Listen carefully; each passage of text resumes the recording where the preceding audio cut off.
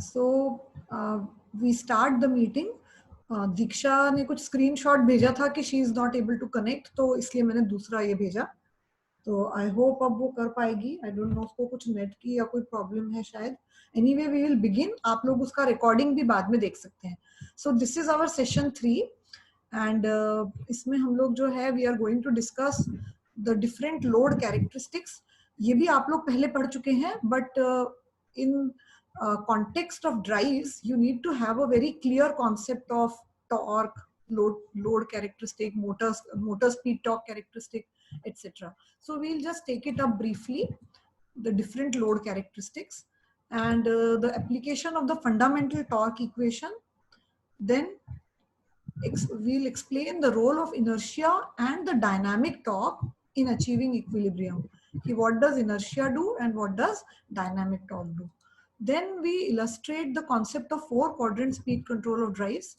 In the previous lecture, we had discussed it a little, like how the drive operating point is moved from one quadrant to the other when we are controlling the speed. Then these two are the next session outcomes actually, so I will delete it from here. This is session outcomes for lecture 3. So yes, so moving ahead, first point was fundamental torque equation. So you all have studied this, but we will apply this to a practical situation and see what is the meaning of this. So you know that while the so in the fundamental torque equation, what happens is a motor generally drives the load, okay? While the motor always rotates, the load may not rotate, क्योंकि load हो सकता है कि transitional motion में हो, translational motion में, तो load may not be rotating. Load may be different from that of the motor. If the load has many parts, their speeds may be different. ठीक है? So we can just represent the torque equation in this particular way. T is the developed torque by the motor, TL is the load torque, and J d omega m by dt is the dynamic torque. Okay. So in steady state equilibrium, when drive is in equilibrium, then T is equal to TL, and there is no d omega m by dt term because there is no speed change. D omega m by dt kab aayega? When the drive is either accelerating or it is decelerating, then only this term will come. So steady state equilibrium ka matlab hoga T is equal to TL. Or this term will come only during the dynamic operation. Okay, so this you already know. Now this slide we have to go very slowly and very clearly. What is the concept of this motor torque T, load torque TL, and dynamic torque J d omega m by dt? So if you look at the dynamic torque, it has got 3 terms. J, that is the inertia. Okay, d omega m by dt is the omega m is the angular velocity of the drive, and d omega m by dt is the dynamic torque. ठीक है? And यहाँ पे see first point, the dynamic torque is present only during the transient operation when there is change in speed. Okay, in steady state this term will not be there. So we can say that at steady state T is equal to Tm. Okay, so this is how during transient this particular condition will come. Then next point, the drive accelerates or decelerates depending on whether T is greater or less than TL. ठीक है? Meaning T is equal to Tm. ये आपका equilibrium point है. After that, अगर दोनों में से कोई भी change होता है, then the drive will accelerate or it will decelerate. ठीक है? T is equal to Tm है तो ठीक है. But supposing motor torque increases, तो क्या होगा? Naturally motor will, what will happen बताओ? अगर T increases, T becomes more than Tm, then what will happen? Acceleration होगा obviously, है ना? Similarly अगर ये छोटा मतलब कम हो गया, अगर sorry Tm TL होना चाहिए था ना लोड. Yes मैम, गलत लिखा. ठीक.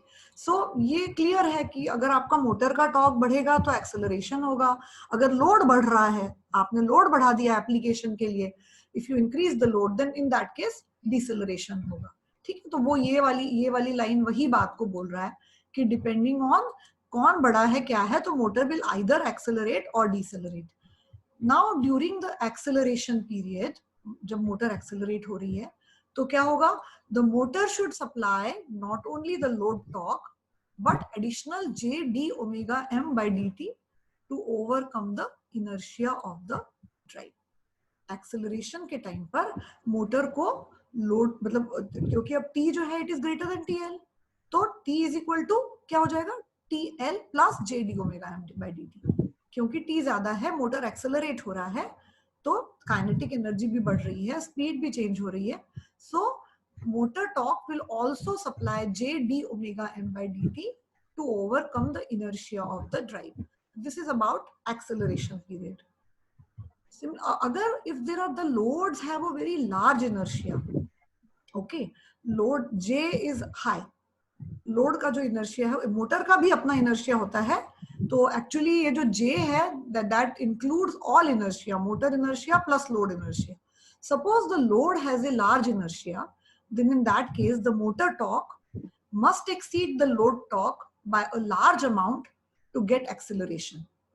क्लियर? क्योंकि इनर्शिया ज्यादा है, तो उस केस में क्या होगा कि T has to be greater than TL by a large quantity because T is equal to TL plus J d omega, तभी एक्सेलरेशन आएगा.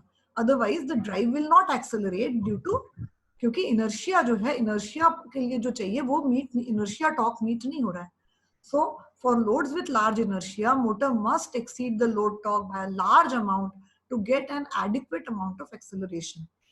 Otherwise, if the motor torque is just equal to TL, then the motor will not accelerate. Okay?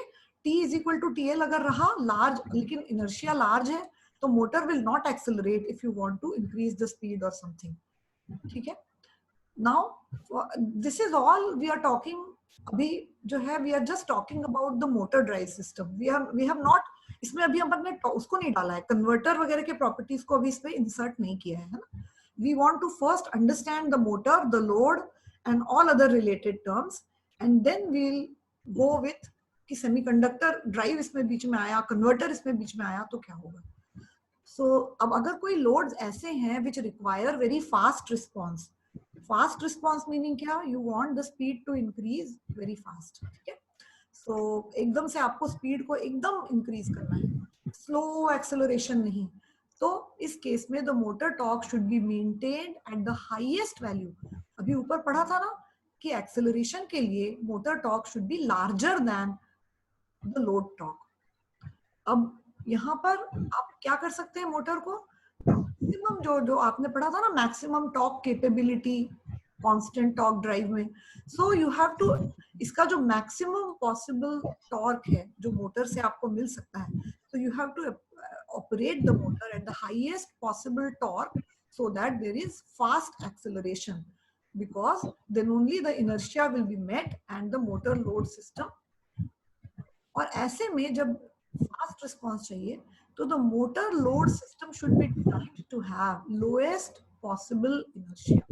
ये obvious है, क्योंकि जहाँ fast response चाहिए वहां पर motor load system should be designed to have a lowest possible inertia, because if inertia is large, so the motor torque will have to supply a very large J d omega m by dt term, and because you require very fast response, so therefore it is advisable when you are designing for all loads which require fast response, the motors for such loads should have lowest possible inertia.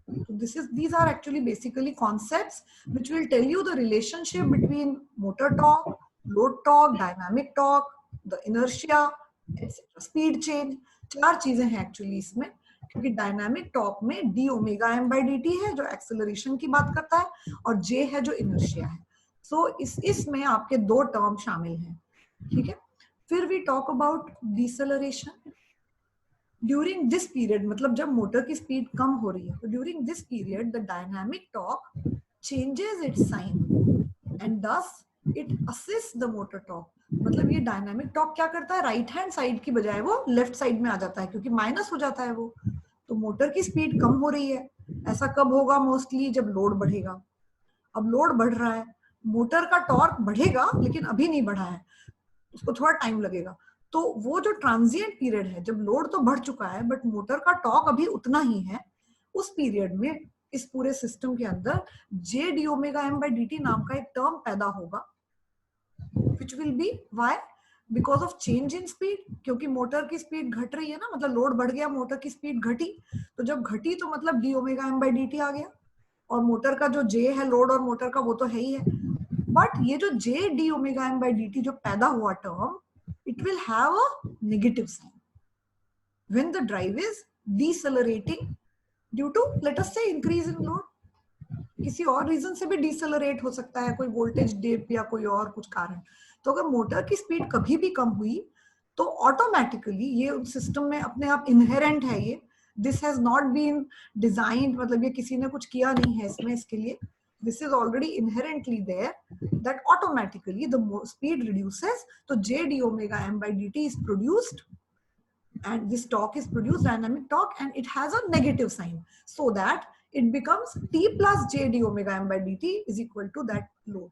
तो उससे फिर क्या हो जाएगा, motor की speed फिर वापस आ जाएगी, डिसेलरेशन मतलब जो स्पीड कम हो रही थी वो रुक जाएगी, क्योंकि स्पीड का कम होना या स्पीड का बढ़ना ये स्टेडी स्टेट नहीं है, this is a transient thing. तो जैसे ही ये टॉर्क बैलेंस अचीव हो जाएगा, मतलब J D omega M by D T इधर आ जाएगा, तो धीरे धीरे क्या होगा कि मोटर की स्पीड फिर से किसी अगली सेटिंग पे, मान लो अपन को कम करना था स्पीड 1000 आरपीएम से 800 आरपीएम पे ला रहे थे, तो 800 पे जाके उसको अल्टीमेटली सेटल होना है ड्राइव को, the drive has to settle at 800 RPM. तो जैसे ही वो 800, जैसे जैसे डिफरेंस कम होता जाएगा ना, 1000 से 800 पे आती जा रही थी वो, तो जैसे जैसे डिफरेंस कम होता जाएगा तो D omega M by D T term घटता जाएगा घटता जाएगा घटता जाएगा, जब 800 हो जाएगा तो D omega M by D T term 0 हो जाएगा, और फिर से आपका T is equal to T L, steady state equilibrium point आपको मिल जाएगा, ठीक है। लेकिन अब इस समय क्या होगा, हाँ, ये during the deceleration j d omega m by dt changes its sign and thus assists the motor torque, ये बोल दिया, in maintaining the motor of the drive by extracting energy from the stored kinetic energy।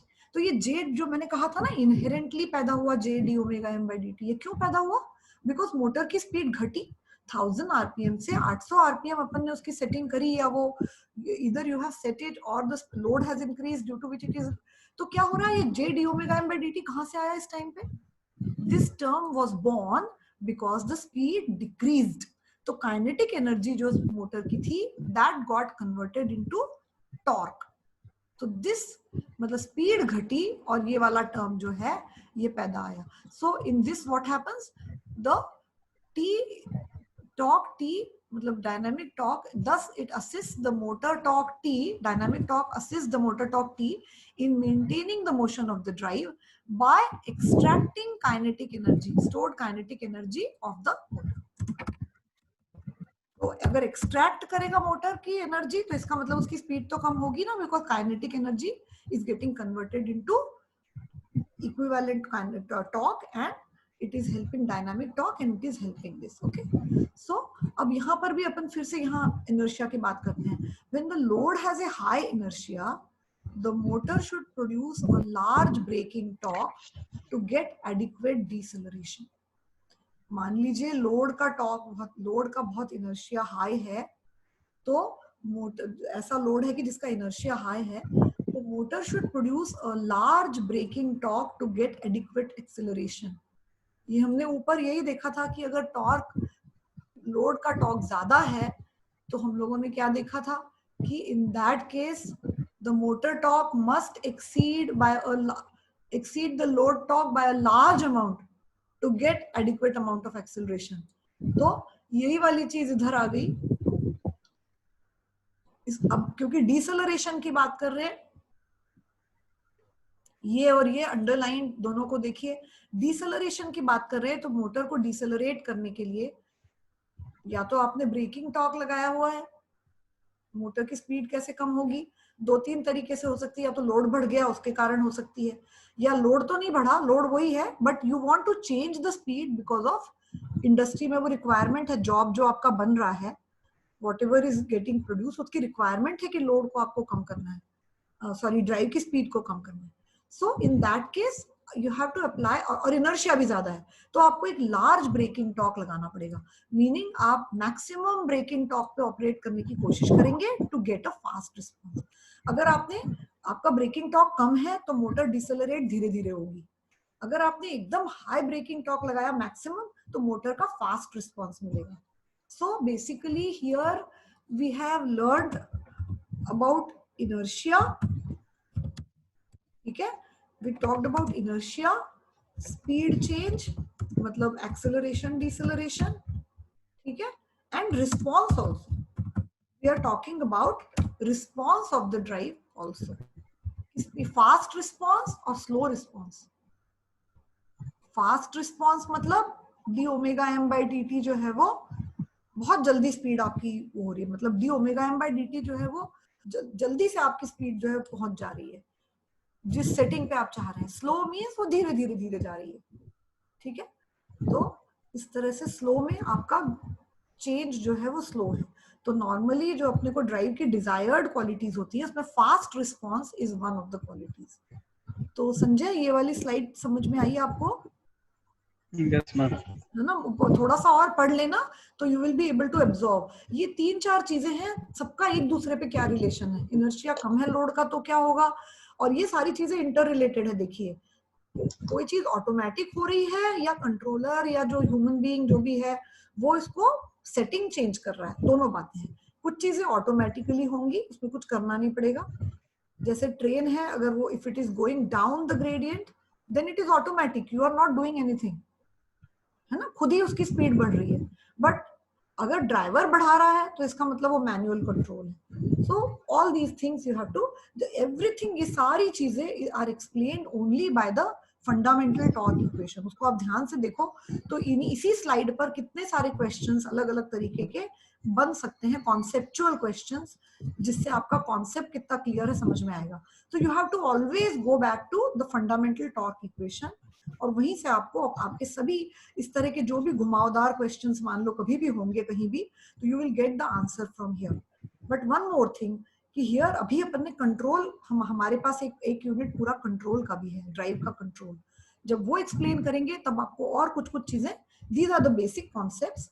तो ये कैसे होता है, क्या होता है, और कंट्रोल में भी 2-3 चीजें हैं. एक तो कॉन्सेप्ट है, दूसरा कंट्रोल के लूप कैसे चलते हैं, inner loop outer loop. Okay, so anyway, so we'll take all the classes properly and at least मतलब record करके हैं तो you can watch again also in your own time, you can watch these.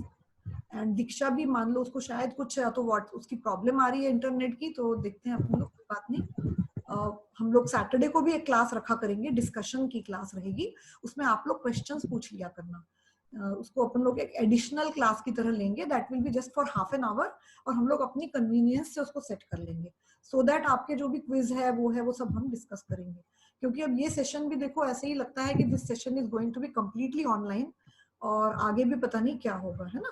तो even जिस तरह से हमने पढ़ाया होगा तो एग्जामिनेशन का पैटर्न भी बिल्कुल उसी तरह होगा, इसीलिए आपको बार बार क्विज वगैरह दी जाएगी, और उसकी हार्ड कॉपी भी हम फिर आपसे शेयर करेंगे, ताकि so that you are able to find out कि क्या गलत था या क्या. इन द नेक्स्ट क्लास पहले हम डिस्कस करेंगे फिर आपको शेयर करेंगे. तो अगर आप क्लास अटेंड करते रहो और थोड़ा बाद में पढ़ते रहो नोट्स को, तो आपकी एग्जाम की तैयारी साथ साथ होती चली जाएगी. ये that is the idea actually of designing the action plan for this particular session.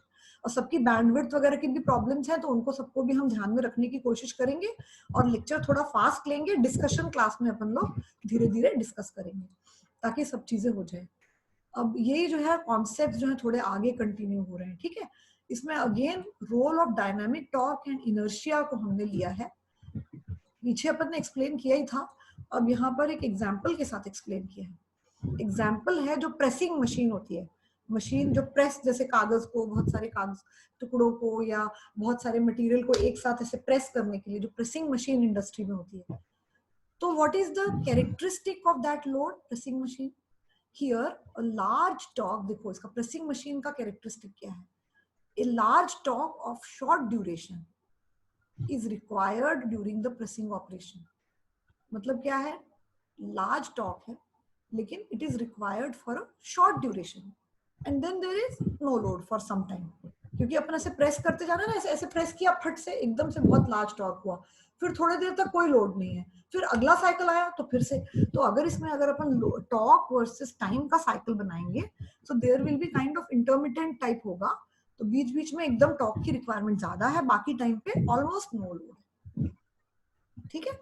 So in such applications involving a large torque of relatively short duration, the dynamic torque concept is used to get advantage. ठीक है, dynamic torque का concept हमारे लिए use होता है। इसमें कैसे होता है, ये इंपॉर्टेंट कॉन्सेप्ट है ये वाला, कि इससे क्या होता है कि you can use a motor of smaller rating for supplying, मतलब ये जो लोड है प्रेसिंग मशीन का, उसका जो मैक्सिमम जो आपको चाहिए, बट लेकिन बिल्कुल थोड़ी देर के लिए चाहिए फिर हट गया, फिर थोड़ी देर के लिए चाहिए फिर हट गया, so just for short period, so you can use motor of smaller rating. अब हाउ, भाई the torque requirement is supposing 5 HP 6 HP, you are using a motor of 5 HP, तो 5 HP मोटर 6 HP कैसे देगी Sanjay?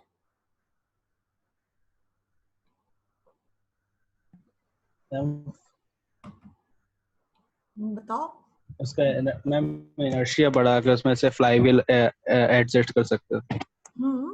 Flywheel भी, और motor की जो transient capabilities हैं वो भी हम यूज करते हैं। जो अपन लोगों ने स्पीड टॉर्क कर्व पढ़ा था तो उसमें देखा था ना, एक स्टेडी स्टेट था और एक जो डॉटेड लाइन थी वो ट्रांजिएंट वाली थी।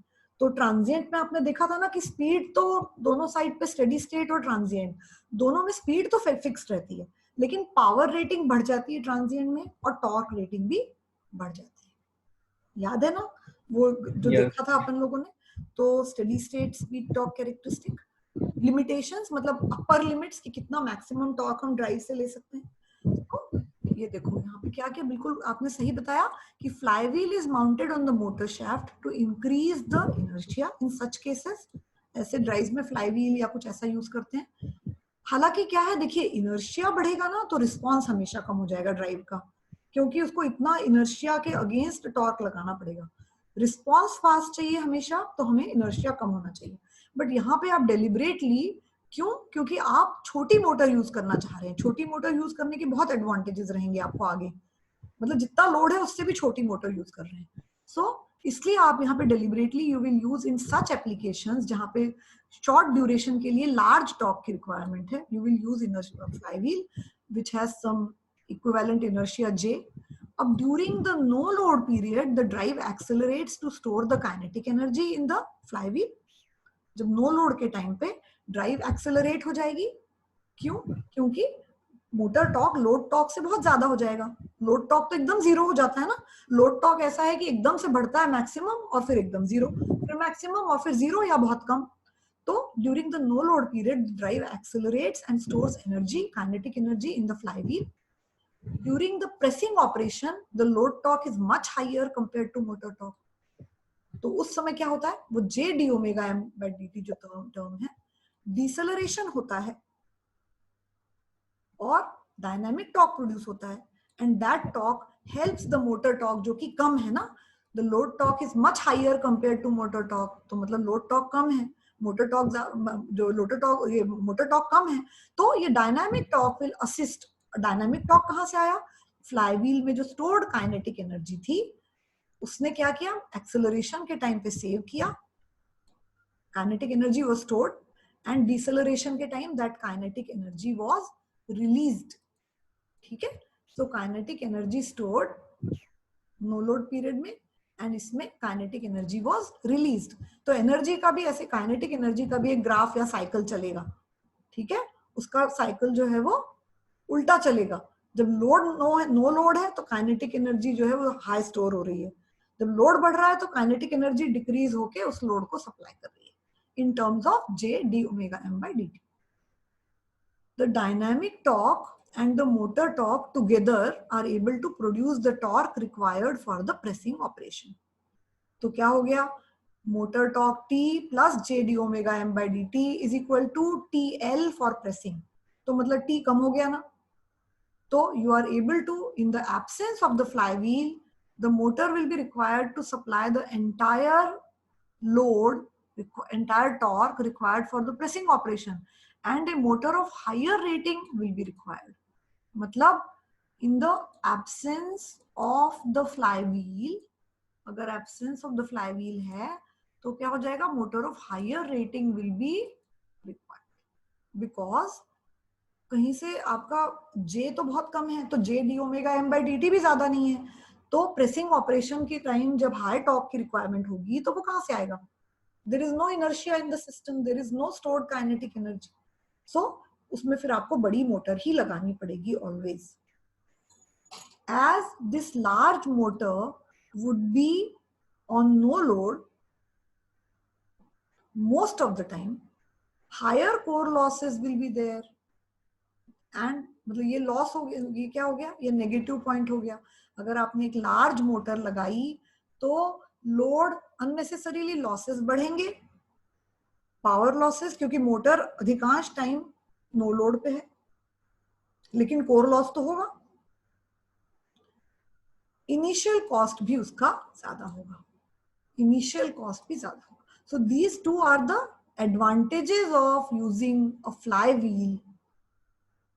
If you use a flywheel for applications, loads where there is requirement of large torque for a small period and then very little load or no load, in such cases if you use, you are able to use a smaller rating, you are able to save money and you are able to save the operating cost also, क्योंकि loss कम हो गया तो operating cost भी आपका कम हो जाएगा.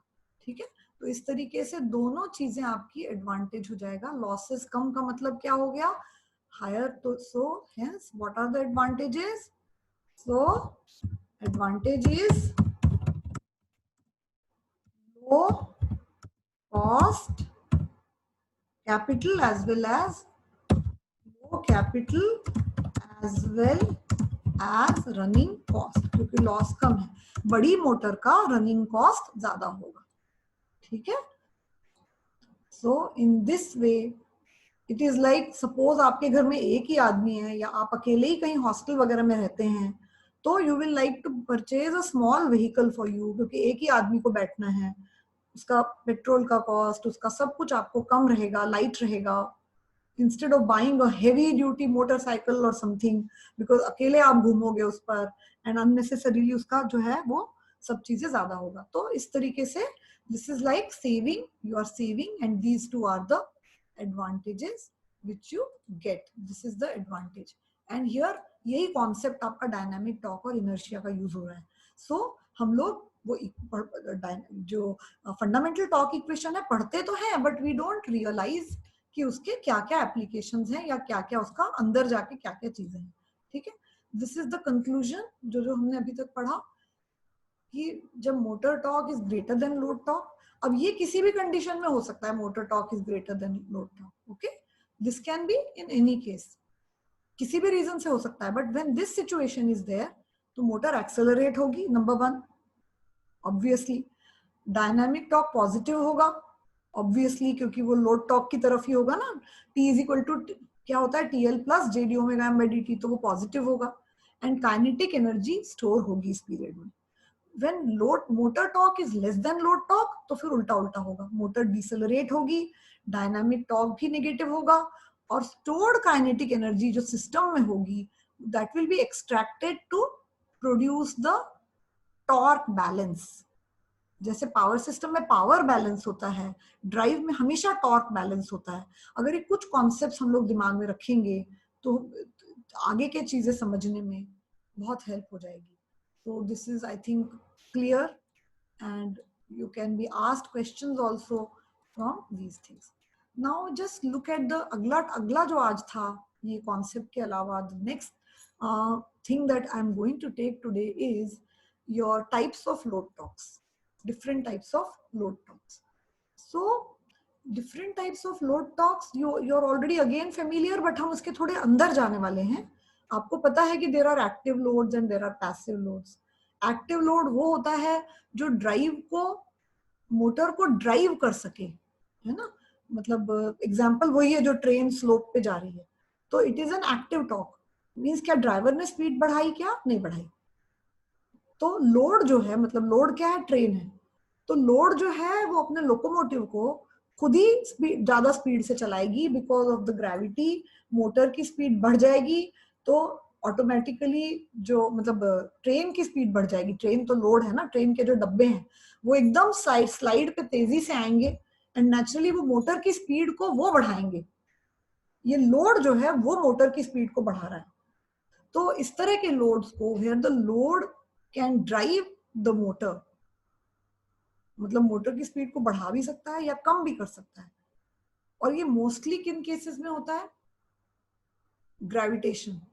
जैसे अपन किसी कुएं से पानी निकाल रहे हैं तब भी ये होता है कि हम तो ताकत लगा ही रहे हैं, लेकिन जो बाल्टी है, जैसे जब हम बाल्टी को नीचे डाल रहे हैं तो बाल्टी अपने वजन के कारण भी नीचे जा रही है, मतलब उसका जो खुद का वजन है वो भी उसको नीचे की तरफ पुश कर रहा है। ठीक है, जब हम ऑपोजिट डायरेक्शन में खींच रहे हैं तब हमें ज्यादा ताकत लग रही है, क्योंकि अगेंस्ट ग्रेविटी का भी फोर्स हमें, other than the torque required for the bucket full of water, pulling the bucket full of water, we have to put more power or more energy, या supply more torque. Again the terms power, torque and speed हम लोगों ने पहले ही देखा था how they are related. तो जब भी आपको कोई बात समझ में नहीं आए तो उस इक्वेशन पे चले जाइए आप। हमेशा हमेशा देखिए कि torque is proportional to P by omega, क्योंकि इनकी सबकी बड़ी कॉम्प्लेक्स रिलेशनशिप है, टॉर्क, स्पीड और पावर तीनों की, कि क्या कब कौन सी चीज बढ़ेगी कौन सी चीज घटेगी। तो that is a bit confusing, we'll learn by examples. तो बट रिमेंबर दैट इक्वेशन, ये 2-3 कॉन्सेप्ट्स हैं जो बड़े इंपॉर्टेंट है ड्राइव्स में। और क्या होगा एक्टिव लोड टॉर्क में, एक्टिव लोड टॉर्क की एक और खास बात है कि it retains their sign even when the direction of the motor is changed. इनका साइन वही रहता है। अदरवाइज क्या है, जब मोटर की डायरेक्शन चेंज हो जाती है तो मोटर का टॉर्क नेगेटिव हो जाता है ना। जैसे टीएल, अगर एक टॉर्क टीएल है, लोड टॉर्क टीएल है, ठीक है, और मोटर उसके कारण टॉर्क टी प्रोड्यूस कर रही है। अगर वही motor torque load opposite direction में घूमने लगे तो इमीडिएटली मोटर थर्ड क्वाड्रेंट में आ जाएगी और motor torque will become from T to minus T. आपको क्या करना है, बस फर्स्ट क्वाड्रेंट से थर्ड क्वाड्रेंट में उसको सेटिंग देनी है, सेट करना है कि shift from first to third, तो T will become equal to minus T, सीधा साधा स्ट्रेट फॉरवर्ड। ठीक है, सो और तो अब इसमें क्या है, लेकिन एक्टिव टॉर्क का क्या है कि मोटर का डायरेक्शन भी चेंज हो जाए पर ये एक्टिव टॉर्क का डायरेक्शन चेंज नहीं होता है। व्हाई? बिकॉज ग्रेविटी का डायरेक्शन चेंज होगा क्या, ग्रेविटी तो नीचे की तरफ ही खींचेगी ना, तो ग्रेविटी तो हमेशा ही डाउनवर्ड्स होगा, डायरेक्शन भी डाउनवर्ड्स होगा। तो इस तरह के जो टॉर्क्स हैं, examples, gravitational force, tension, torsion, compression of an elastic body, all these types of signs they do not change because ये सारे कहीं ना कहीं ग्रेविटी से ही रिलेटेड हैं। स्प्रिंग जो होती है उसको जब आप खींचेंगे उसका जो फोर्स है या उसका जो टॉर्क है, so this will come under active load torque. Passive जो बचे हुए जितने भी होते हैं, पैसिव लोड टॉर्क जो जैसे ये ड्राइव मोटर को ड्राइव करता है हमेशा, मतलब मोटर को हेल्प करता है। जैसे मोटर सीधी, ट्रेन सीधी चल रही थी ना, तो इस टॉर्क ने उसकी स्पीड और बढ़ा दी जब स्लोप पे आने लगा, तो मतलब मोटर की हेल्प की। जबकि पैसिव लोड टॉर्क जो है इट ऑलवेज ऑपोजेस मोशन। ठीक है, पैसिव लोड टॉर्क जो है हमेशा मोशन को अपोज करेगा। और पैसिव लोड टॉर्क का साइन चेंज हो जाएगा जब मोटर का डायरेक्शन मतलब क्वाड्रेंट चेंज होता है। ठीक है, मोटर के स्पीड की डायरेक्शन जो है उससे अपना क्वाड्रेंट डिसाइड होता है। So these are the things. इसका एग्जांपल तो जो भी फ्रिक्शन है या और जितने भी इंडस्ट्रियल एप्लीकेशंस हैं, all the applications they will all come under passive loads. Active load तो बस यही सब है, स्प्रिंग, ग्रेविटी और इलास्टिक, ये सब जो है। स्प्रिंग भी इसमें एक और ऐड करना था, स्प्रिंग, ये सब भी इसी टाइप के हैं क्योंकि उनके अंदर। अब एक जस्ट एग्जाम्पल दिया था आपको क्योंकि प्रैक्टिकली कि भाई ड्राइव कहाँ यूज होता है, ड्राइव क्या है, तो यू शुड अंडरस्टैंड दिस करके। So I will go to this mode so that clearly आप देख सको, विजिबल है ना। तो आप लोगों को क्या मैं एक असाइनमेंट भी बाद में दूंगी, छोटा सा प्रैक्टिकल टाइप का असाइनमेंट, जिससे आपको लर्निंग में हेल्प मिलेगी। बाकी तो हम एज्यूम कर रहे हैं कि आप ये सब चीजें पढ़ रहे हो और क्विज दे रहे हो। Sanjay, you have performed well also in the quiz, आपका परफॉर्मेंस अच्छा रहा है, you have done very good. क्योंकि कुछ कुछ क्वेश्चन उसमें बाद में मैंने रियलाइज किए कि आई हैड गिवन, जो आप लोग अपन लोगों ने क्लास में डिटेल में डिस्कस नहीं किया था, कुछ कुछ पॉइंट्स आज डिस्कस किए है ना। तो ये एलिवेटर जो होता है अपना, लिफ्ट जो होती है, तो एक जनरल आइडिया देने के लिए, ताकि आपको पता लगे कि ड्राइव्स का कितना ज्यादा यूज कहाँ कहाँ है और क्या क्या फैक्टर्स उसमें इंपॉर्टेंट हो सकते हैं।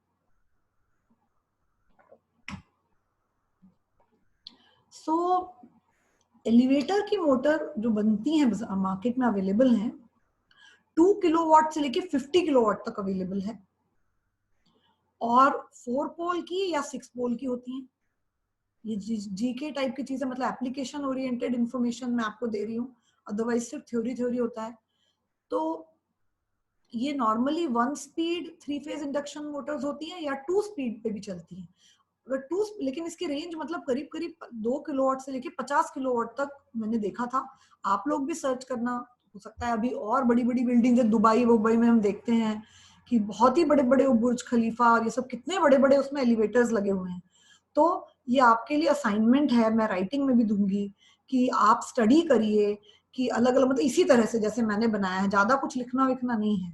You have to find out the specifications of practical motors, please note down, मैं आपको बाद में दूंगी, राइटिंग में भी दूंगी, कि you have to find out the specifications of motors which are used, different motors and sorry drives, actually they are called drives now, which are used in escalators, जैसे मॉल वॉल में airports पे escalators होते हैं, ठीक है।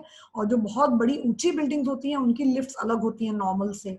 अब 5-6 floor की building है तो उसकी लिफ्ट धीरे धीरे चलेगी, तो उसमें क्या फर्क है। और जो जैसे जो बिल्कुल वैसे बहुत तेजी से जाती हैं वो लिफ्ट्स, और बिल्कुल पता नहीं, बिल्कुल नॉइज नहीं होती है उनमें। सो क्या सोफिस्टिकेशंस हैं उनमें, किस तरह की मोटर्स हैं, किस तरह की कूलिंग है, उनकी रेटिंग्स क्या हैं। जैसे मैंने आपको बताया 2 से 50 किलोवाट, ये मुझे एक नेट पे मिला। आप लोग सर्च करना कि एलिवेटर में, एस्केलेटर में, है ना, इन सब में, कन्वेयर बेल्ट्स में, ये सब जो मॉल में एयरपोर्ट्स पे है ना, लगेज के लिए कन्वेयर बेल्ट्स यूज होते हैं। तो इन सब के लिए 3 चीजें मैंने दे दी, एलिवेटर, कन्वेयर बेल्ट्स, ओके।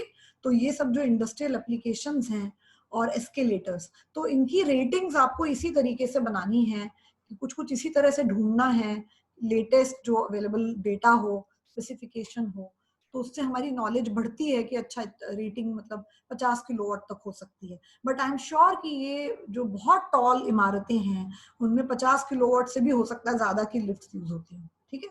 तो मोटर्स आर वेरी साइलेंट। अब ये लिफ्ट कभी चलती है तो पर जोर से आवाज नहीं करती है, बस शुरू में थोड़ा सा झटका जैसा आता है। तो वो क्यों आवाज नहीं करती? Because of their magnetic properties, क्योंकि इसकी कुछ ऐसी मतलब मैग्नेटिक मटेरियल जो है ना, आवाज उससे होती है पूरी। तो मैग्नेटिक मटेरियल बहुत अच्छा वाला यूज होता है। स्टार्टिंग टॉर्क इसमें 2 to 5 times rated torque use होता है स्टार्टिंग में। मतलब जितना उसके नेम प्लेट पे अगर लिखा है कि 5 HP की मोटर है, तो इनिशियली 25 HP तक हो जाएगी, समझ लीजिए इस बात को। और एक मैंने आपसे देखिए क्वेश्चन भी पूछा था कि मोटर और कन्वर्टर दोनों में ना एक फर्क है। मोटर मैकेनिकल मशीन है और जो कन्वर्टर है आपका वो स्टैटिक है। तो मोटर्स में ओवरलोड कैपेबिलिटी होती है, वही जो डॉटेड लाइंस हमने देखी थी। मोटर में जो अपने टॉर्क स्पीड कैरेक्टरिस्टिक की डॉटेड लाइन देखी थी ना, ट्रांजिएंट कैपेबिलिटी करके, तो मोटर्स को आप कम समय के लिए ओवरलोड कर सकते हो। वही बात है, आपकी मान लीजिए स्कूटी है, उस पर लिखा है कि 100 किलो का वजन उस पर जा सकता है, ठीक है। तो अब मान लीजिए आपका आपका वेट भी 60-65 किलो है और आपके फ्रेंड का 70 किलो वजन है। अब उसने आपसे लिफ्ट मांगी, वैसे तो आप अकेले ही आते हो रोज, तो लेकिन आपने उसको बिठा लिया, क्योंकि आपको पता है कि रोज नहीं जाना है। आज मतलब एक आध दिन थोड़ा ओवरलोड चलाने से भी मेरी स्कूटी खराब नहीं होगी, मैंने उसको बिठा लिया, तो ओवरलोड ले लिया ना स्कूटी ने। ये चीज इलेक्ट्रॉनिक मशीन्स में नहीं है, इलेक्ट्रॉनिक गैजेट्स में। तो कन्वर्टर क्या है? वो तो एक सेमीकंडक्टर है, सेमीकंडक्टर से बना हुआ है, उसके अंदर SCRs या IGBTs या ये सब लगे हुए हैं कन्वर्टर्स में। सो converter doesn't have any overload capability. Only mechanical and electrical machines have overload capability for short term. फिर यही अगर रोज वो फ्रेंड आपके साथ बैठ के आने लगा तो कुछ दिनों में आपका मशीन के, आपकी जो स्कूटर के, आपकी स्कूटी के जो मैकेनिकल पार्ट्स मतलब मेंटेनेंस मांगेगा या उस पर लोड आएगा ना, तो उसके वो क्या बोलते हैं शॉकअप वॉकअप खराब हो जाएंगे थोड़े जल्दी, मतलब वो उसकी थोड़ी हालत कंपेयर टू अगर कोई और आपका फ्रेंड है जो अकेला रोज जाता है। तो अगर आपने रोज ओवरलोड किया तो वो नहीं चलेगा, बट कभी कभी कर सकते हैं, लेकिन कन्वर्टर को नहीं कर सकते। इसका मतलब ये है कि अगर आपका जो लोड 5 HP का है तो आप उससे छोटी मोटर लगा सकते हैं, ये क्वेश्चन था, लेकिन आप छोटा कन्वर्टर नहीं लगा सकते। कन्वर्टर तो बल्कि आप पूरा ट्रांजिएंट कंडीशन वगैरह को ध्यान में रखते हुए कभी भी करंट या वोल्टेज, पावर मतलब कभी भी आपने कन्वर्टर से ज्यादा पावर ली उसकी रेटिंग से तो वो एक पल भी नहीं लेगा, वो फूक जाएगा सीधे। There will be a immediate because there is no thermal overload capability in converters or any, for that matter, for any electronic gadgets, in any electronic appliances there is absolutely no overload capability. तो remember that. तो वहां तो उल्टा है कि अगर आपको 5 kilowatt की मशीन चलानी है तो आप 10 किलोवाट का कन्वर्टर यूज करोगे। पीक इनवर्स वोल्टेज उसका जो है वो भी बहुत हाई लोगे आप। अगर आपको 400 वोल्ट पे अप्लाई करना है तो आप 1200 वोल्ट लोगे पीक इनवर्स वोल्टेज, क्योंकि आपने कोई भी सर्ज वगैरह कभी भी किसी भी dV/dt या किसी भी चेंज की वजह से अगर सर्ज आया तो आप you don't want that your converter should get spoiled, क्योंकि बहुत महंगी मशीन होती है। पर आपकी मोटर को जल्दी जल्दी ऐसा कुछ नहीं होगा, कन्वर्टर के पार्ट जल्दी खराब हो सकते हैं। ठीक है, तो स्टार्टिंग टॉर्क देखिए बहुत हाई होता है इसका, मतलब नेम प्लेट पे जो लिखा हुआ है रेटेड टॉर्क मतलब नेम प्लेट पे लिखा है उससे 2 to 5 टाइम्स रेटेड टॉर्क। ठीक है, अब स्लिप कितनी होती है इनकी 7 to 10%, थोड़ी हायर भी हो सकती है। इंडक्शन मोटर्स हैं, 3 फेज इंडक्शन मोटर्स। आपको ये भी देखना है कि क्या एलिवेटर के लिए हमेशा 3 फेज इंडक्शन मोटर यूज होती है, कभी कोई दूसरी भी मोटर्स तो नहीं ट्राई करी है किसी ने, कोई स्पेशल मोटर्स या कुछ अलग से डिजाइन तो नहीं है, है ना। तो ये नेट पे सर्च करना, आप लोगों की जनरेशन तो बहुत सर्च में बहुत माहिर होती है और उसी बहाने हमारा भी नॉलेज बढ़ जाएगा थोड़ा सा। And this will be an interesting kind of assignment जो आपको कभी आगे लाइफ में जाके काम भी आएगा, बिकॉज आपको एप्लीकेशन पता लगेगा। मैक्सिमम ऑपरेटिंग मतलब वोल्टेज जो एक पर्टिकुलर का मैंने लिया है तो दिस इज अराउंड 500 वोल्ट्स। ठीक है, अब लिफ्ट में, एलिवेटर मतलब लिफ्ट होता है ना, लिफ्ट में उसकी फ्रीक्वेंसी की 1 घंटे में कितनी बार ऑन ऑफ, क्योंकि लिफ्ट पूरे दिन चलती रहती है ना, कोई रोकता है कोई चढ़ता है फिर से चलाते हैं फिर रोकते हैं फिर नीचे आती है फिर ऊपर आती है। सो 90 to 120 स्टार्ट्स पर आवर, ये इस तरह से, मतलब ये भी इसका एक इम्पॉर्टेंट स्पेसिफिकेशन है कि कितनी बार इसको ऑन ऑफ कर, मतलब कितनी बार इसको अपन स्टार्ट और स्टॉप कर सकते हैं। ठीक है, और अगर उसमें एडिशनल कूलिंग डिवाइसेस, कुछ सोफिस्टिकेटेड कूलिंग, तो सब में थोड़ा फैन वैन तो ऊपर होता ही है लिफ्ट में। तो 180 to 240 स्टार्ट्स पर आवर। यहाँ ये डेटा इंपॉर्टेंट नहीं है, कोई दूसरी स्पेसिफिकेशन शीट आप लाओगे तो उसका ये डेटा थोड़ा थोड़ा अलग हो सकता है, बट यू विल अंडरस्टैंड कि एलिवेटर में कौन कौन सी इंपॉर्टेंट पैरामीटर्स होती हैं जो इसके लिए। तो पावर हो गया, स्टार्टिंग टॉर्क हो गया, स्लिप हो गया, वोल्टेज हो गया और फ्रीक्वेंसी ऑफ ऑन ऑफ। ठीक है, so this is what I was trying to tell. Now the next slide is about variable voltage control of elevator drive. अपन एलिवेटर की बात कर रहे थे ना, तो ये एक मुझे डायग्राम मिला, इसमें वेरिएबल वोल्टेज देखिए, जो प्रत्येक कर्व है, जो सबसे ऊपर वाला कर्व है वो 380 वोल्ट्स पे है, सबसे नीचे वाला 140 वोल्ट पे है। This is the ratio of speed, यहाँ पे स्पीड प्लॉट किया है इन्होंने और यहाँ पे टॉर्क प्लॉट किया, मतलब मोटर के तरीके से किया है, नॉट एज ए ड्राइव। अगर ड्राइव की बात करते हैं तो हमेशा एक्स एक्सिस पे टॉर्क आता है।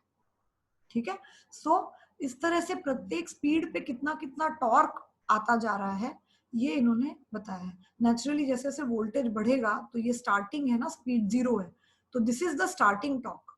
जो वाई एक्सिस पे दिख रहा है वो 140 वोल्ट्स पे इतना है, 280 वोल्ट्स पे इतना है। नेचुरली वोल्टेज बढ़ेगा तो स्टार्टिंग टॉर्क बढ़ेगा। टॉर्क जो है वो वोल्टेज के प्रोपोर्शनल होता है और टॉर्क तो वोल्टेज के स्क्वायर के प्रोपोर्शनल होता है। ठीक है, तो इस तरीके से ये एक इन्होंने लोड की पोजीशन बताई है कि ये लोड टॉर्क है जो ये वाली एक्सिस है। ठीक है, और अगर उसको सिंक्रोनस स्पीड के रेशियो की बात कर रहे हैं ये, कि सिंक्रोनस स्पीड जो है वो मतलब ratio of motor speed upon synchronous speed, तो वो यहाँ 1 है, तो इसका मतलब मोटर एकदम रेटेड स्पीड के करीब करीब आ गई है। सिंक्रोनस स्पीड पे तो टॉर्क 0 ही हो जाएगा, है ना। तो मोटर नॉर्मली इन सब जगह चलेगी और ये इसके ऑपरेटिंग पॉइंट्स होंगे। अगर ये लोड टॉर्क है तो जहां जिस वोल्टेज पे वो ऑपरेट करेगी, ये स्पीड कंट्रोल भी बता रहा है आपका। Supposing you want to start the motor at low speed, you go on increasing, the motor speed goes on increasing, and ऐसे increase होते होते होते होते आपका जो है वो, आप जैसे जैसे वोल्टेज बढ़ाते जाएंगे तो आपका टॉर्क बढ़ता चला जाएगा। और this is how the characteristic will give you operating points for various voltages. If voltage is being controlled, जरूरी नहीं है कि हर जगह वोल्टेज कंट्रोल भी हो रहा हो, लेकिन कोई ना कोई सॉफ्ट स्टार्ट या कुछ ना कुछ होगा, क्योंकि लिफ्ट को भी स्टार्टिंग टॉर्क बहुत हाई चाहिए, क्योंकि इतने सारे 8 लोग मान लो लिफ्ट में चले हुए हैं, चढ़े हुए हैं, एक बार वो उठ गई ऊपर, इनर्शिया वगैरह को ओवरकम कर लिया उसने, उसके बाद फिर टॉर्क कम चाहिए। तो you always require high starting torque and after that there is no problem. उसके बाद जैसे इस कैरेक्टरिस्टिक की बात करें तो high starting torque, and after that what happens, the speed goes on increasing increasing increasing increasing increasing, फिर जब स्टॉप करने का टाइम आया तो ये रुक गई। ठीक है, तो इस तरीके से आपकी लिफ्ट की कैरेक्टरिस्टिक है ये। अब हम टॉर्क ड्यू टू फ्रिक्शन देखते हैं, क्योंकि this is also one important passive load torque जो हमेशा ड्राइव को ओवरकम करना होता है। तो फ्रिक्शन में 3 कंपोनेंट्स होते हैं, 3 फ्रिक्शन लोड में। एक स्पीड डिपेंडेंट है, दूसरा स्पीड इंडिपेंडेंट है जिसको कूलम फ्रिक्शन बोलते हैं, और तीसरा स्ट्रिक्शन कहलाता है, torque present at standstill. So friction torque which is present at standstill is called what? Striction, static friction. okay? बाकी उसमें क्या है, एक टर्म है, देखिए 3 टर्म्स है, तीनों को मिला के ये टोटल ओवरऑल कैरेक्टरिस्टिक ये बनी है, जो ये वाली है पहली वाली। इन तीनों को जोड़ देंगे तो ये आएगा ना संजय, ये 3 को जोड़ देंगे, ये टीएस है ना, ये स्ट्रिक्शन है, टीएस जो है, स्ट्रिक्शन जो है वो बिल्कुल स्टार्टिंग में होता है, फिर एकदम खत्म हो जाता है। टीवी जो है, that is the, TV is the volt this speed dependent torque, and TC is speed के साथ जो है वो टॉर्क चेंज नहीं हो रहा है। TC is speed independent torque. हो रहा है क्या स्पीड के साथ टॉर्क चेंज? नहीं, चाहे स्पीड 0 हो चाहे स्पीड मैक्सिमम हो, टॉर्क कितना है? टीसी। और यहाँ क्या हो रहा है, टॉर्क चेंज हो रहा है, स्पीड भी चेंज हो रही है, स्लोप है कैरेक्टरिस्टिक में, है ना। So these are the 3 components. तो आपको ये समझना जरूरी है कि कोई टॉर्क स्पीड पे डिपेंड करता है, मतलब torque is a function of speed, and certain torques do not depend on speed. चाहे मोटर की स्पीड कम हो या ज्यादा हो, लोड का टॉर्क फिक्स्ड रहता है, स्पीड के साथ चेंज नहीं होता है। ठीक है, और स्ट्रिक्शन तो फ्रिक्शन है, static friction. So this is about friction, torque due to friction. Then we come to nature of various types of load torques. ये कैसे कैसे characteristics होते हैं? अब ये सब क्या है, स्पीड डिपेंडेंट है कि स्पीड इंडिपेंडेंट है? Sanjay, are you there? Yes. Yes. ये स्पीड डिपेंडेंट कहलाएंगे कि स्पीड इंडिपेंडेंट? मैम फर्स्ट वाला तो मैम स्पीड डिपेंडेंट है। हाँ, स्पीड डिपेंडेंट है, नॉन लीनियर है बट मैम। हाँ, और ये second one ma'am speed dependent है but non linear in nature. हाँ, इसका स्लोप डिफरेंट है ना, मतलब नॉन लीनियर तो है ही, दोनों ही नॉन लीनियर हैं, बट पहला वाला जो है फैन और पंप वगैरह की कैरेक्टरिस्टिक होती है, इसमें स्पीड के साथ साथ सीधे सीधे टॉर्क बढ़ता जा रहा है। जैसे स्पीड बढ़ी तो देखो आप टॉर्क बढ़ता चला गया, है ना। तो ये फैन और पंप में जो टॉर्क होता है ना, वो स्पीड के स्क्वायर के या स्पीड के कुछ भी इंडेक्स होता है, मतलब torque is proportional to omega m to the power n, where n can vary from 1 to 2, 1.2, 1.3, 1.4 से लेके स्क्वायर तक भी होता है।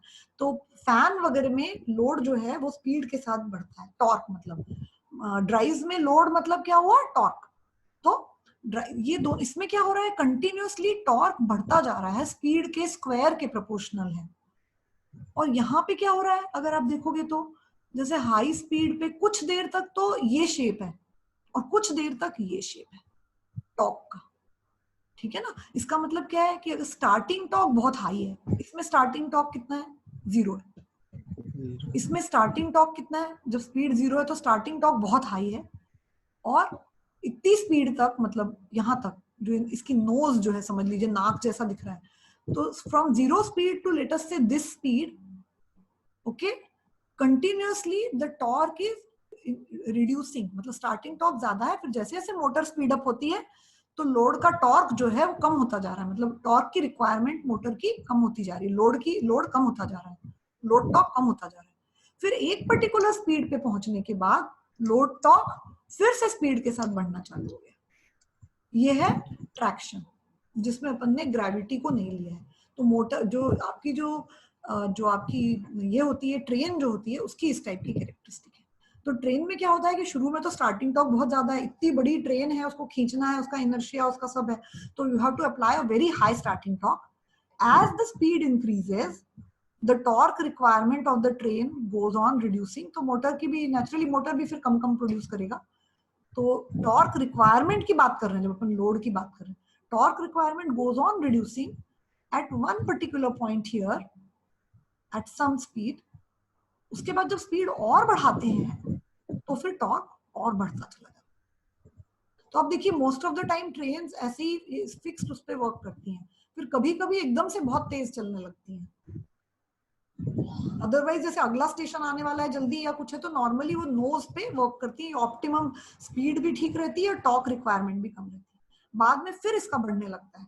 तो इसमें दोनों तरीके के कैरेक्टरिस्टिक्स हैं, इसमें तो लगातार बढ़ता ही जा रहा है, ठीक है। सो ये आपको इन सब चीजों पे क्वेश्चंस कभी आ सकते हैं। तो the load torque can be speed dependent and speed independent. तो स्पीड डिपेंडेंट, ये तो सभी स्पीड डिपेंडेंट है। जो स्ट्रेट लाइन अगर होगी, वर्टिकल स्ट्रेट लाइन जैसे पीछे था ना वो कूलम फ्रिक्शन, Yes. तो वही सिर्फ स्पीड इंडिपेंडेंट होगा, टॉर्क कंटिन्यूअसली कांस्टेंट है। तो the torque can be constant with speed and independent with speed. पहला तो ये हो गया कि वो स्पीड के साथ चेंज नहीं हो रहा है, कांस्टेंट है हमेशा, जैसे टीसी पिछले स्लाइड में था, ठीक है, पिछली स्लाइड में टीसी था। अदरवाइज क्या हो सकता है, टॉर्क में be some function of speed, जैसे मैंने अभी आपको बताया कि टॉर्क इज इक्वल टू, अभी आपको बताया ना कि हम कह सकते हैं यहाँ पर इक्वेशन डालकर, इक्वेशन क्यों नहीं खुल रहा है, अच्छा ठीक है, कि torque is equal to K some function K and square of omega M, K multiplied by square of omega M. तो ये फंक्शन हो गया ना, t is equal to F omega M हो गया ये। इसको हम लिख सकते हैं torque is equal to function of omega M, कोई भी फंक्शन हो सकता है। तो this is speed dependent torque. तो हमें ये जानना जरूरी है कि कौन से टॉर्क जब भी हम कोई स्टडी कर रहे हैं, whether they are changing with speed और they are constant with speed. Then it may be time invariant और टाइम वेरिएंट। मतलब टाइम के साथ अगर टॉर्क प्लॉट करेंगे, जैसे अभी अपन ने देखा था प्रेसिंग मशीन थी, तो अगर टाइम के साथ टॉर्क देखेंगे तो कभी वो बहुत ज्यादा था और कभी वो बहुत कम था, ठीक है। मतलब एक समय में एकदम ज्यादा, तो टाइम वेरिएंट था वो torque, that torque was for pressing machine was time variant. And कोई टॉर्क हो सकता है टाइम इनवेरिएंट, मतलब पूरे वक्त एक ही जैसी टॉर्क रिक्वायरमेंट है, कोई चेंज ही नहीं हो रही है उसमें, तो समझ लो कांस्टेंट टाइप ही हो गया वो, मतलब स्पीड के साथ भी कांस्टेंट है और टाइम के साथ भी कांस्टेंट है, ठीक है। मतलब जो ड्यूटी साइकिल, यहाँ पे अपन ड्यूटी साइकिल की बात कर रहे हैं कि उसका टॉर्क, उसका लोड का ड्यूटी साइकिल कैसा है, ठीक है। दूसरा हो गया it's nature may very with the change in the mode of operation of the load. मतलब ये सब अपन टॉर्क की बात कर रहे हैं ना, तो टॉर्क का जो नेचर है वो mode of operation of the load से चेंज हो सकता है। ये देखिए एग्जांपल यहाँ पे था कि आपकी जैसे स्पीड बढ़ी, ये मोड हालांकि चेंज नहीं हुआ पर मोड भी चेंज हो सकता है। जैसे अगर कोई ड्राइव रिवर्सिबल ड्राइव है, कि जो कभी क्लॉकवाइज घूमती है, कभी एंटी क्लॉकवाइज। तो ये भी हो सकता है कि टॉर्क क्लॉकवाइज में कुछ अलग है और एंटी क्लॉकवाइज रोटेशन में वो टॉर्क डिफरेंट है। ठीक है, तो torque can depend on time, torque can depend on speed, torque can depend on mode of operation of the load. ठीक है, इन द केस ऑफ जैसे सेंट्री पंप और उसका बताया है कि पंप, ब्लोअर, फैन, इस टाइप के जो लोड है ना, जिनमें फ्लो ऑफ फ्लूइड्स होता है, फ्लूइड में एयर भी आ जाती है, फैन के केस में एयर होती है, तो जब फ्लो ऑफ फ्लूइड पे जो लोग डिपेंड करते हैं, ये load torque varies as the square of speed. ठीक है, it varies as the square of speed. और दूसरे जो पंप वंप है उनमें कई बार स्क्वायर की जगह कुछ और होता है, जैसे 1.6, 1.7 ऐसा होता है power. The torque varies as square of speed as shown in figure A. The windage is also predominant at high speeds for fans and cars. जो विंडेज वाला टॉर्क है, टीवी हमने देखा था ना, वो भी स्पीड डिपेंडेंट होता है। तो फैन और ब्लोअर वगैरह की अपनी अपनी खुद की प्रॉपर्टी जो है वो तो है ही स्पीड डिपेंडेंट, और विंडेज की वजह से भी वो और ज्यादा इन्फ्लुएंस हो जाएगा। तो हाई स्पीड्स पे हाई टॉर्क की जरूरत पड़ेगी, लो स्पीड पे लो टॉर्क। और ये ट्रेन ट्रैक्शन वाला भी हमने खुद ही डिस्कस किया कि इसमें 2 पार्ट्स हैं, है ना। पूरा कर्व आपको बोला जाए तो आप लोग भी डिस्कस कर सकोगे कि ट्रैक्शन में क्या होता है। इसमें यहाँ लिखा नहीं है, मैं बाद में एक यहाँ ब्लॉग डाल दूंगी छोटा सा आपको शेयर करने से पहले। नेक्स्ट इज, हम लोग क्या पढ़ रहे हैं अभी, कैरेक्टरिस्टिक्स ऑफ लोड्स। तो ये कॉइलर ड्राइव की कैरेक्टरिस्टिक है। कॉइलर ड्राइव मतलब जैसे रील बनती है ना, जिसमें कोई सी भी प्लास्टिक की शीट है तो एक छोटा सा स्पिंडल होता है, शीट ऐसी एक जगह पूरा सा, या कपड़ा भी, कपड़े के थान आपने देखे होंगे, तो ऐसे पूरे पूरे का पूरा कपड़ा रखा रहता है और उसको गोल गोल गोल लपेटता है ड्राइव, ऐसे ऐसे करके। तो लकड़ी के ऊपर ऐसे ऐसे गोल गोल लपेटते हैं। तो कई बार प्लास्टिक की शीट को या कपड़े को या किसी को भी इसको कॉइलर बोलते हैं, कॉइलर drive. So figure C shows the speed torque curve for applications such as cold rolling steel strip। Paper mill में भी ऐसे होता है, पेपर के भी रोल मिलते हैं ना, टॉयलेट पेपर रोल या किचन पेपर रोल, तो जहां पे भी ऐसा रोलिंग वगैरह करना है। एंड प्लास्टिक मिल्स, इन सब मिल्स में जहां जहां रोलिंग करना होता है, जैसे अपना धागा होता है ना, अंदर लकड़ी के ऊपर धागा लपटा होता है, उसी तरह से प्लास्टिक की शीट्स लिपटी होती है, कपड़ा लिपटा होता है, इनको कॉइलर मशीन्स बोलते हैं। The driving motor is required to operate at constant power। आप देख रहे हैं ये जो कैरेक्टरिस्टिक है, कांस्टेंट पावर कैरेक्टरिस्टिक है। याद करिए वो जो हमने ड्राइव लिमिटेशंस के बारे में पढ़ा था, constant torque, constant power, steady state and transient पढ़ा था ना। तो उसमें ये वाला शेप क्या था, शुरू में टॉर्क फिक्स था, बेस स्पीड तक टॉर्क फिक्स्ड था, उसके आगे जाके क्या हो रहा था, torque was changing with, torque was reducing with increase in speed. तो यही कर्व थी। When torque reduces with speed but power remains constant, it is called constant power drive। So this is the characteristic of a constant power drive। Field control in armature in DC machine। Field control क्या होता है, speed बढ़ती जाती है base speed से ज्यादा, क्योंकि flux आप कम करते हैं, तो फील्ड स्पीड बढ़ती जाती है, स्पीड बढ़ती जाती है, ठीक है, स्पीड बढ़ती जाती है, और टॉर्क कम होता जाता है, क्योंकि T is equal to P upon omega, T is equal to P upon omega. In other words P is equal to omega T. तो अगर ओमेगा बढ़ रहा है, टॉर्क कम हो रहा है, तभी तो ओमेगा इंटू टी कॉन्स्टेंट रहेगा पी के बराबर, ठीक है। तो this is called constant power characteristic. ऐसी जब भी ये वाली इस टाइप की कैरेक्टरिस्टिक कहीं दिखेगी तो वो कांस्टेंट पावर मोड है, ठीक है। फिगर डी शोज इलेक्ट्रिक, यहाँ ये क्या है, electric locomotive. Electric locomotive characteristics realised by using an alternator followed by a rectifier. जो इलेक्ट्रिक लोकोमोटिव होता है, डीजल इलेक्ट्रिक लोकोमोटिव, उसमें ऐसी कैरेक्टरिस्टिक्स होती है। इसमें आप देखिए द पार्ट सी डी, ये वाला C D is obtained by imposing a limit on the maximum torque। मतलब इस जगह पर हम एक लिमिट लगा देते हैं कि मैक्सिमम टॉर्क पे ऑपरेट करेगा। Part C D operates at maximum torque, ये हमने लिमिट लगा दी है,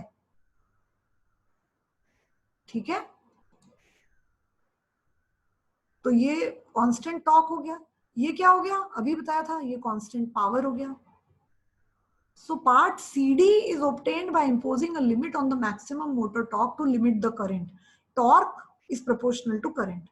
तो इससे मोटर ड्राइव की करंट लिमिटेड हो जाएगी। जब भी मोटर कांस्टेंट टॉर्क मोड में ऑपरेट करेगी, तो अगर शॉर्ट सर्किट भी हो जाएगा तो मोटर की करंट बढ़ेगी नहीं, यहीं पे लिमिट रहेगी। क्यों? क्योंकि आपके ड्राइव में, सेमीकंडक्टर कंट्रोल ड्राइव में, आपके कांस्टेंट टॉर्क मोड एक्टिवेटेड है। समझ रहे हो? जब कांस्टेंट टॉर्क मोड एक्टिवेटेड है तो आपकी मोटर करंट कभी भी इससे ज्यादा बढ़ेगी नहीं। ये स्टेडी स्टेट कैरेक्टरिस्टिक है। ट्रांजिएंट इससे थोड़ा और दूर आ जाता है। ट्रांजिएंट में थोड़ा अपन एक्सीड कर सकते हैं मोटर की करंट, ठीक है। लेकिन कन्वर्टर हायर रेटिंग का लेना पड़ेगा। अगर कहीं पे भी आपको ऐसी जरूरत है कि जहां पे आप करंट या पावर रेटिंग ड्राइव से ज्यादा ले रहे हो, तो फिर कन्वर्टर हायर रेटिंग का यूज करना पड़ेगा ऑलवेज में। तो कन्वर्टर तो खत्म हो जाएगा वहीं, ठीक है।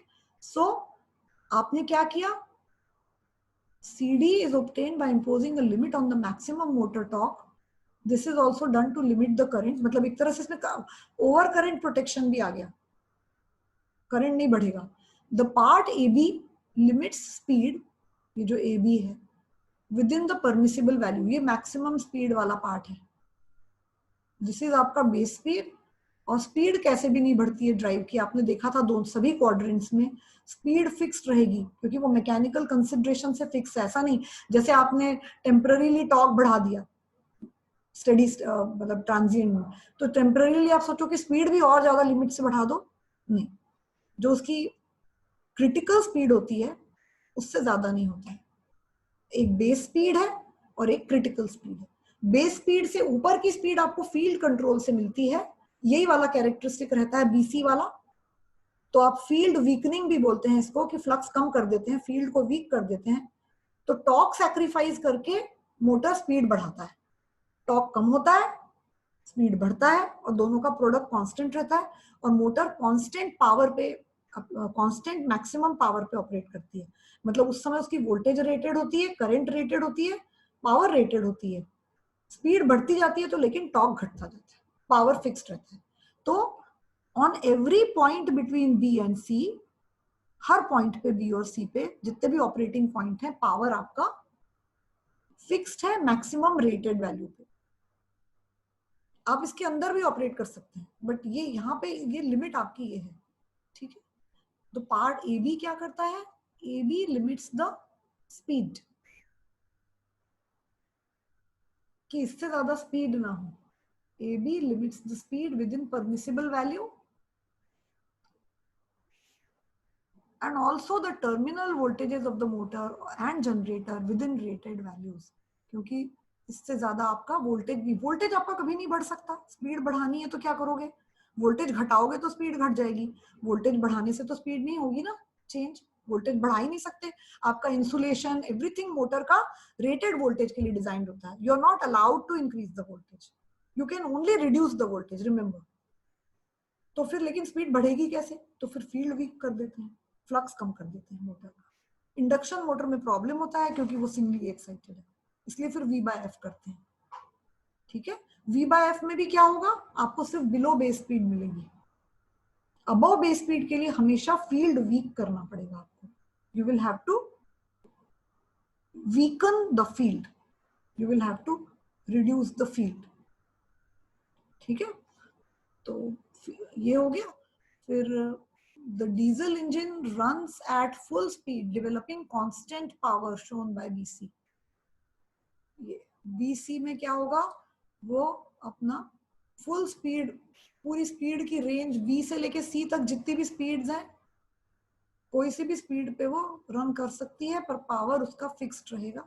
नेचुरली अगर B पे आएगी तो वो फुल स्पीड पे रन कर रही है, पावर भी फुल है। बी पॉइंट बी से क्या पता चलेगा, पॉइंट बी पे स्पीड भी रेटेड से भी, मतलब रेटेड से भी ज्यादा ही है, मैक्सिमम स्पीड है, क्रिटिकल स्पीड, पावर रेटेड है, और टॉर्क लेकिन काफी कम हो गया है। टॉर्क कम है ना, ये मैक्सिमम टॉर्क था, अब यहाँ पे टॉर्क कम हो गया, स्पीड बढ़ी तो टॉर्क कम हो गया। ये बस कॉन्सेप्ट्स हैं, इसीलिए ये सब चीजें ली गई हैं आपकी, ठीक है। अब ये अच्छा एक्सकेवेटर्स जो होते हैं माइन वगैरह में डिगिंग के लिए जो यूज होते हैं, उनकी इस टाइप की कैरेक्टरिस्टिक होती है। तो आप लोड की कैरेक्टरिस्टिक्स को आप देखिएगा तो उनमें वही कांस्टेंट पावर, कांस्टेंट टॉर्क, या जैसे फैन वैन का था कि स्पीड के साथ बढ़ रहा है या स्पीड के साथ घट रहा है नॉन लीनियर तरीके से, है ना। तो ये यहाँ पे BC क्या है, portion BC limits the motor torque to prevent mechanical damage to the excavator if there comes a rock or something। तो इसमें हमने क्या किया है कि जैसे स्टार्टिंग टॉर्क बहुत हाई है एक्सकेवेटर का भी, ठीक है, खोदना स्टार्ट किया कम स्पीड पे, स्टार्टिंग में ही उसको इतना ज्यादा टॉर्क चाहिए पॉइंट C, उसके बाद स्पीड बढ़ती गई तो टॉर्क हमने कम कर दिया। वही चीज यहाँ पे बता रहे हैं कि जैसे स्पीड बढ़ती गई मोटर की डिगिंग के टाइम पे, ड्रिलिंग डिगिंग कुछ भी जमीन के अंदर डिग कर रहे हैं, तो स्पीड हमने ये क्यों ऐसा शेप दिया उसको, this shape the motor is designed for this shape, या the drive is also designed to give this type of characteristic, because digging के वक्त अक्सर जब भी एक्सकेवेशन का काम चलता रहता है तो अंदर से कोई ना कोई रॉक या कुछ निकलती होती है, तो टॉर्क को कम करना जरूरी है। अगर कहीं कोई रॉक बीच में आ गई और मोटर तो क्या हो जाएगा, रुक जाएगी, और आपने पूरा फुल वोल्टेज वगैरह सब दे रखा है, आप उसको मैक्सिमम टॉर्क पे ऑपरेट कर रहे थे, तो मैक्सिमम करंट भी उसमें से मैक्सिमम आ रही थी, मोटर रुक गई, ठीक है, स्पीड इतनी है मान लीजिए A' है, और अब आप अगर आपकी ये कांस्टेंट गया होता ये, तो आपका टॉर्क भी बहुत ज्यादा होता, बट नाउ द आपने शेप दिया है उसको, BC को एक टिल्ट दिया है, so therefore the torque is reduced to limit the current and damage to the excavator. नहीं तो अगर ये एक्सकेवेटर रुक गया एकदम से, जब तक कि आप उसको ऑफ कर पाए, तो उसको मैकेनिकल डैमेज भी हो सकता था इतने हाई टॉर्क की वजह से, ठीक है। So that is why this portion has been given। फिर जो A', ये सब जो है ये डिगिंग के ऊपर है। अगर आपको जैसे वहां वोल्टेज चेंज करते थे तो अलग अलग स्पीड के लिए है ये, अगर आपको ज्यादा स्पीड चाहिए डिपेंडिंग ऑन कि आपको कितना मटेरियल एक्सकेवेट करना है, तो ये AB सब उस पर डिपेंड करता है ना, कि किस स्पीड पे ऑपरेट करना है, तो ये सेटिंग्स हैं। अब ये क्रेन, आपकी क्रेन और hoist, the crane hoist characteristics are shown in figure F। if a low speed hoist, दो है देखो, एक लो स्पीड है, the torque is mainly due to gravity। जो लो स्पीड होता है उसको तो सिर्फ ग्रेविटी, हॉइस्ट मतलब वही खींचना, जैसे जो मटेरियल वगैरह ऊपर करते हैं ना उसको हॉइस्ट, क्रेन मतलब एक टाइप की क्रेन, क्रेन को हॉइस्ट बोलते हैं। तो उसको सामान आपने देखा होगा कंस्ट्रक्शन वगैरह के साइट्स पे होता रहता है, all the time you are excavating, you are lifting the material up, okay। so low speed में तो the material से मतलब उतना नहीं होता, ग्रेविटी का मेन वेट होता है which is constant। so that is why the hoist characteristic, the crane characteristic, low speed cranes have a constant torque characteristic। यहाँ पर हम कंक्लूड कर सकते हैं कि लो speed cranes have a constant torque characteristic, constant torque characteristics।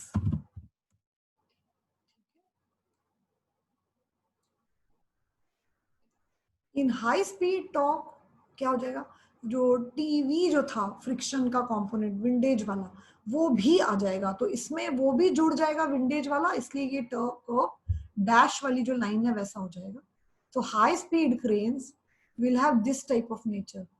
तो first quadrant में ऐसा जा रहा है और सेकेंड क्वाड्रेंट में ऐसा, तो what does it mean कि as speed is increasing, the torque is also increasing. And in braking also, अगर उल्टे उल्टे ऑपरेशन, उल्टा मतलब क्रेन, एक ये हो गया जब आप लोड को उठा रहे हैं ऊपर, और ये हो गया जब आप लोड को या मटेरियल को नीचे लेके जा रहे हैं, है ना, तब ये क्वाड्रेंट आएगा. सो इन दैट केस सपोजिंग आपने 0 स्पीड से स्टार्ट किया, आपका हाई टॉर्क है, और उसके बाद वो जैसे जैसे आपकी स्पीड बढ़ती जाएगी तो टॉर्क की रिक्वायरमेंट कम होती जाएगी, बिकॉज इसमें ग्रेविटी क्या करेगी, हेल्प करेगी ना, और यहाँ ग्रेविटी ऐड हो जाएगी टॉर्क में. तो ये पूरा जो डिस्टेंस है दोनों के बीच वो ग्रेविटी की वजह से. जब आप लोड को ऊपर उठा रहे हैं तो लोड के साथ प्लस ग्रेविटी का टॉर्क आ रहा है, जब लोड को नीचे कर रहे हैं तो ये इसमें से ग्रेविटी माइनस होता चला जा रहा है, और जितनी स्पीड है उस हिसाब से ग्रेविटी का इफेक्ट आ रहा है, क्योंकि विंडेज जो टॉर्क होता है that is proportional to speed also. तो ये विंडेज इसमें प्ले कर रहा है रोल. क्लियर? आज तो अपना सेशन चलता ही जा रहा है, पता नहीं क्या हो गया. आई थिंक कॉलेज ने वो कर दिया है ना, सब्सक्रिप्शन वगैरह कुछ हो गया. सो वी विल फिनिश, एक झटके में ही खत्म करते हैं संजय दोनों क्लास, है ना. अभी अगर ये बंद होगा तो फिर तब देखेंगे. अभी कंटिन्यू करें ना? Yes ma'am. है ना, आज कंटिन्यू कर देते हैं, पूरा नहीं होगा तो नेक्स्ट टाइम कर लेंगे या सैटरडे वगैरह को कर लेंगे. तो अब ये 4 क्वाड्रेंट स्पीड कंट्रोल, ये अपन लोगों ने थोड़ा सा पहले भी डिस्कस कर लिया है, इसलिए हम थोड़ा आगे भी जा सकते हैं इसको लेके. तो in some drives the speed control is needed from base speed to 1% of the base speed. Variable speed drives में depending on the application, speed variation क्या होगा, depends on the application. तो एप्लीकेशंस की जो रिक्वायरमेंट है वो motor की base speed में 1% से लेके पता नहीं ऊपर अपर, मतलब दोनों, below base speed above base speed, सब चाहिए ना हमें.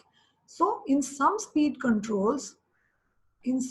control above the base speed is also required, and the ratio between the maximum and minimum speeds can be as high as 200 to 300. मतलब वो ड्राइव मिनिमम कितनी speed पे चल रही है, करीब लेटेस्ट से 1% पे, और मैक्सिमम कितनी चल रही है, उन दोनों का रेशियो 200 से 300 के बीच में भी हो सकता है. This is your below base speed using armature control या कांस्टेंट टॉर्क ड्राइव है ये, इसको बोला जाएगा आर्मेचर कंट्रोल और कांस्टेंट टॉर्क मोड.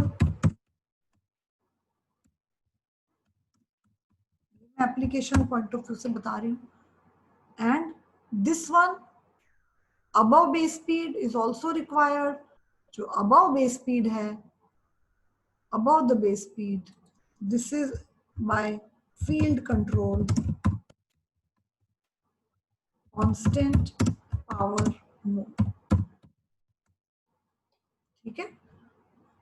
तो जब ड्राइव अबव बेस स्पीड है तो वो कांस्टेंट पावर मोड में है, जब ड्राइव बिलो बेस स्पीड है तो वो कांस्टेंट टॉर्क मोड में है. ठीक है. So this is also required, and the ratio इतना हो सकता है. Meaning if the base speed is 2500 rpm, then the control may be required from, let us say, 25 rpm to 7500 rpm. इतना wide range हो सकता है. हालांकि नॉर्मली एक ही मोटर में इतनी वाइड स्पीड्स लाना मुश्किल होता है मैकेनिकल रीजंस से. अगर आपकी रिक्वायरमेंट है तो स्पेशली ऑर्डर देना पड़ता है, बट ये हो सकता है. This is possible, and sometimes उसके लिए आपको मैन्युफैक्चरर से बात करके कुछ स्पेशल रिक्वायरमेंट्स रखनी पड़ती हैं. यहाँ पे जो हमने वैल्यूज सजेस्ट करी हैं that is for giving you an idea कि कितना कितना वेरिएशन होता है. कोई एप्लीकेशन में अगर इतनी नीड होगी तो इस तरीके से इतना ज्यादा जो है वो वेरिएशन पॉसिबल होगा. ये इसमें कह रहा है बस. ठीक है. सो इसका एग्जाम्पल भी नेक्स्ट उसमें है. इन द मीन टाइम हम लोग ये स्टडी करेंगे तीनों, जो 4 क्वाड्रेंट कंट्रोल है, तो उसमें how do we decrease the speed in the same direction in 4 quadrant control, how speed reversal is done. We will only discuss the control actions. ठीक है. Control actions for all this. अभी because we have not, हम concept पे हैं, we have not started with converters. Converter में converter की characteristics भी साथ में आ जाएंगी, पर हमें बेसिक कम से कम पहले पता होना चाहिए. ठीक है.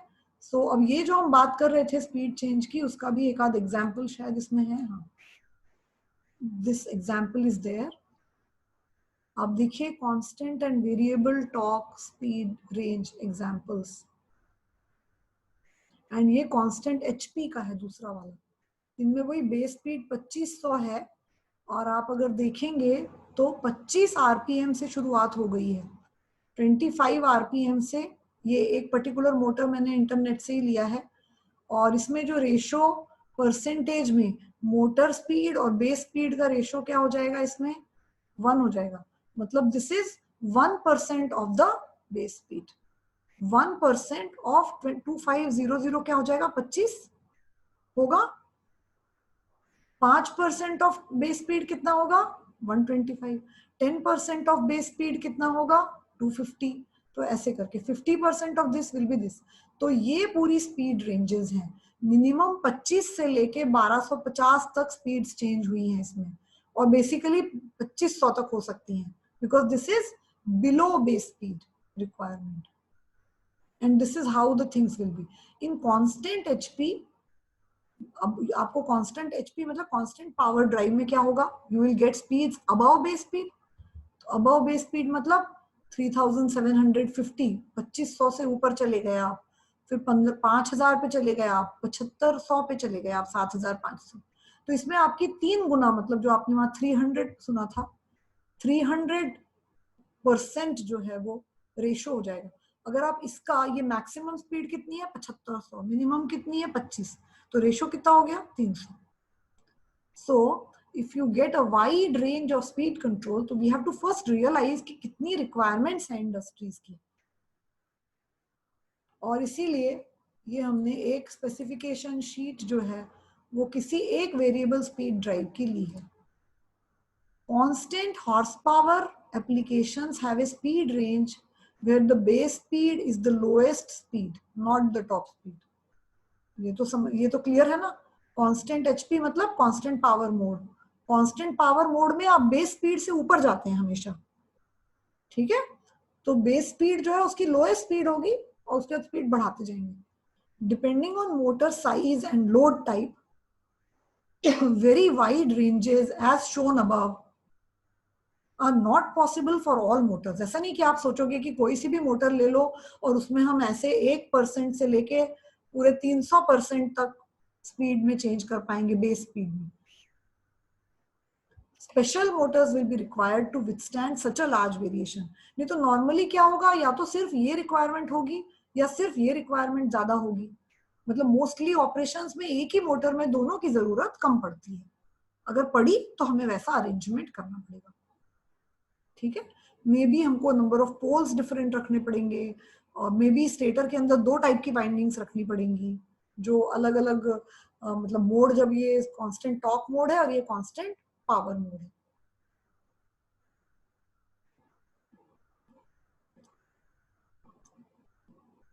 नेक्स्ट इज, अब हमने जो 3 तरह के स्पीड कंट्रोल की बात की थी, 4 क्वाड्रेंट स्पीड कंट्रोल. तो we come to the 4 quadrant speed control. Okay.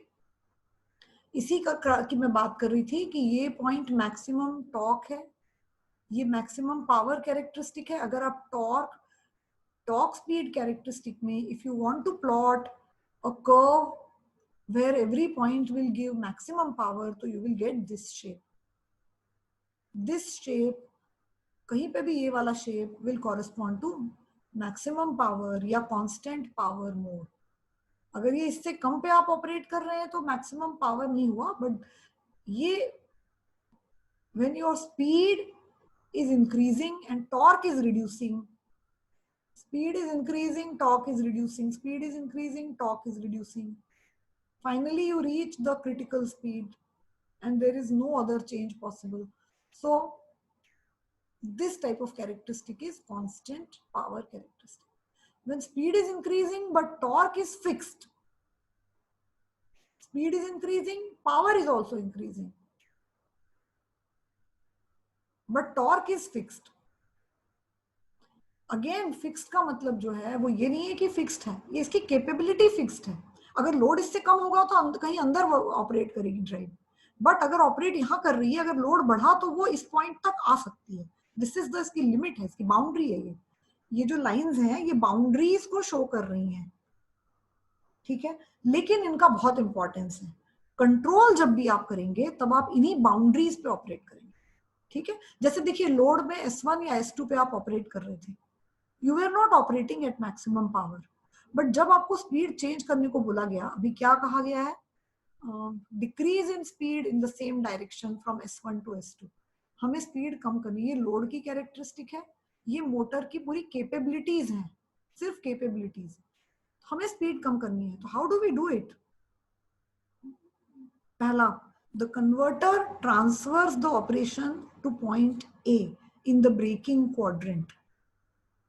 Converter इसको क्वाड्रेंट चेंज का कमांड देता है, और क्वाड्रेंट 1 से क्वाड्रेंट 2 पे operating point travels from S1 to point A. You see there is no change in speed because of the large inertia of the motor. Motor का inertia होता है, और speed reversal जो है, quadrant reversal is a very quick process, बहुत fast response है, तो इतनी जल्दी होता है कि speed कम नहीं होती, सीधे quadrant reverse जाता है। quadrant reversal का क्या मतलब हुआ? मोटर का टॉर्क नेगेटिव हो गया, पहले पॉजिटिव था अब नेगेटिव हो गया। So how does the operator change the quadrant? By reversing the torque. तो you have come to now point A. अब यहां पर आप मैक्सिमम पे ऑपरेट नहीं कर रहे थे ना, मैक्सिमम पावर ये थी, मैक्सिमम टॉर्क ये था, यू वेयर इन बिटवीन। क्यों? क्योंकि लोड के हिसाब से, लोड जितना था वहां आप थे। बट नाउ व्हाट हैपेंस, ये इसने आपको सीधे लिमिट पे पहुंचा दिया। क्यों? क्योंकि हम चाह रहे हैं कि जो S1 से S2 तक की जर्नी है हमारी, वो फास्ट हो, फास्ट रिस्पॉन्स मिले। फास्ट रिस्पॉन्स के लिए आपको मोटर की पूरी कैपेबिलिटी और ड्राइव की पूरी कैपेबिलिटी यूज करनी होती है। So that is why you operate on maximum power and maximum torque, so that the speed change from S1 to S2 is quick and you get fast response. So after A you operate at maximum power from A to B. Yeah. Motor is braked, braking है ना, ये तो negative torque है, motor is braked at maximum power from A to B. Clear? Then motor is braked at maximum torque from B to C, where the speed setting is finally reached. Speed sensor जो है, speed कम हुई और speed sensor लगा हुआ है, speed sensor ने बता दिया कि setting जो थी वो S2 थी, S1 से S2 पे आना था। तो the moment that is determined that the speed is now reached, speed setting is reached, the converter transfers the operation back to motoring and the drive settles at point S2. Meaning, what do? If you want to reduce the speed, you immediately shift the control to the braking mode, quadrant 2, and you operate the drive within the ranges. You operate the drive at constant power, you brake the drive, braking is applied at constant power till the base speed. यहाँ पे base speed होगी, ये base speed है, till the base speed braking is done at maximum power and then braking is done at constant torque. मतलब maximum power पे और maximum torque पे आपने उसको ऑपरेट किया। बेस स्पीड के ऊपर है मतलब यहाँ पे वोल्टेज कम है, ठीक है, वोल्टेज कम है बट करंट ज्यादा है, तो इस तरह से पावर आपका फिक्स्ड है, मैक्सिमम पावर है, रेटेड पावर जितना भी पावर है। सो रेटेड पावर पे ब्रेक किया, यहाँ आपने रेटेड टॉर्क पे ब्रेक किया, ठीक। सो इस तरह से the journey from S1 to S2 जो अपन ने 3 कंडीशंस पढ़ी थी इस वाली स्लाइड में, that we will study the speed decrease in same direction, we will study how the speed is reverse, मतलब what are the control steps, and then we will study how the speed is increased in the same direction. ठीक है, so all this we had to study. So let us move to the next slide to see. This is in 4 quadrant. ठीक है, we are studying about the 4 quadrant operation. यहाँ पे भी आपका जो converter था इससे प्रीवियस स्लाइड में वो 2 quadrant कन्वर्टर था, ठीक है ना, 2 quadrant कन्वर्टर था। अगर सिंगल क्वाड्रेंट कन्वर्टर होता तो आप उसको पहले से दूसरे में नहीं कर सकते थे। अब Sanjay, can you give me an example of single quadrant converter and two quadrant converter? कौन सा कन्वर्टर सिंगल क्वाड्रेंट है और कौन सा टू क्वाड्रेंट? बताओ बताओ। Example of single quadrant, AC to DC converter ही ले लो।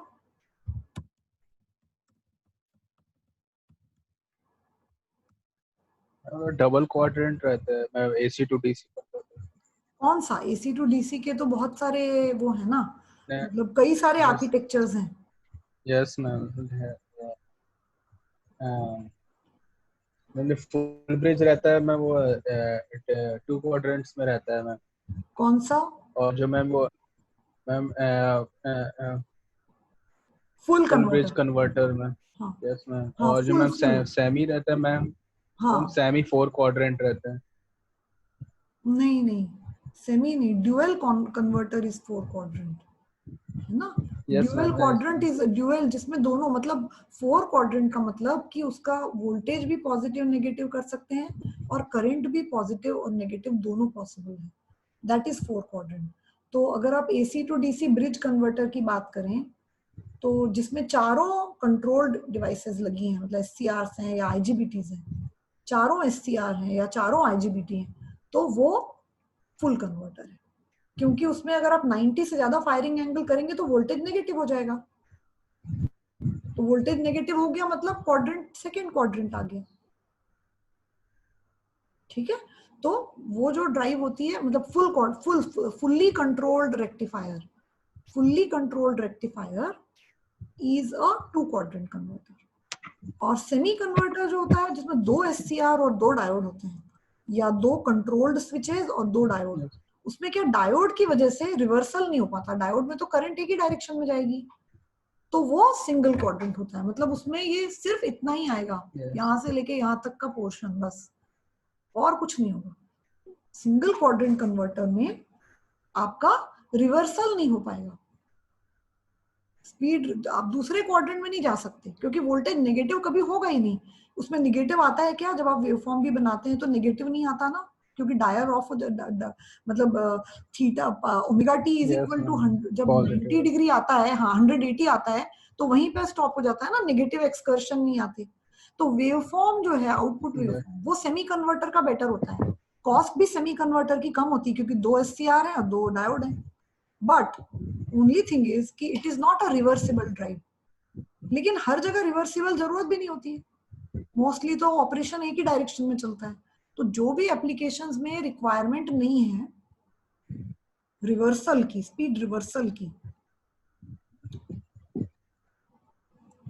उस जगह पे, मतलब ये एक्चुअली स्पीड रिवर्सल भी नहीं है, ये स्पीड तो सेम है, टॉर्क चेंज हो गया है। मतलब आपका जो करंट का फ्लो है वो रिवर्स हो गया है डिवाइसेस में से।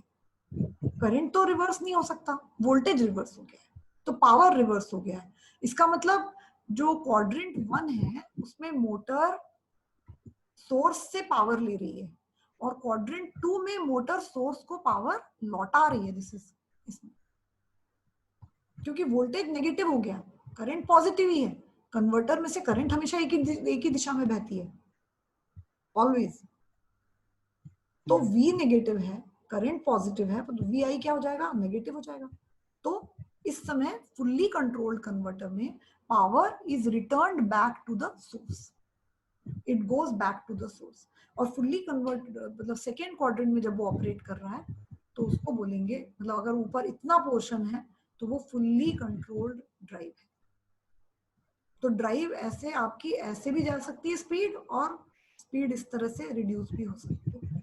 तो वो टू क्वाड्रेंट कन्वर्टर हो गया, फर्स्ट क्वाड्रेंट में ऑपरेट कर सकता है और वो फोर्थ क्वाड्रेंट में भी ऑपरेट कर सकता है, या उसको फर्स्ट और सेकंड इस तरह से आप, मतलब टू क्वाड्रेंट हो गया वो कोई भी। ठीक है। ड्राइव की स्पीड कम, अगर आपने सिर्फ स्पीड कम की तो वो यही इधर ही रहा। अगर आपने उसको उल्टी दिशा में घुमा दिया तो तब ये उल्टी दिशा ये हो गई, माइनस। ठीक है। सो ये these the concepts are important, तो इसीलिए हम लोग शुरू की चीजें ले रहे हैं थोड़ा सा।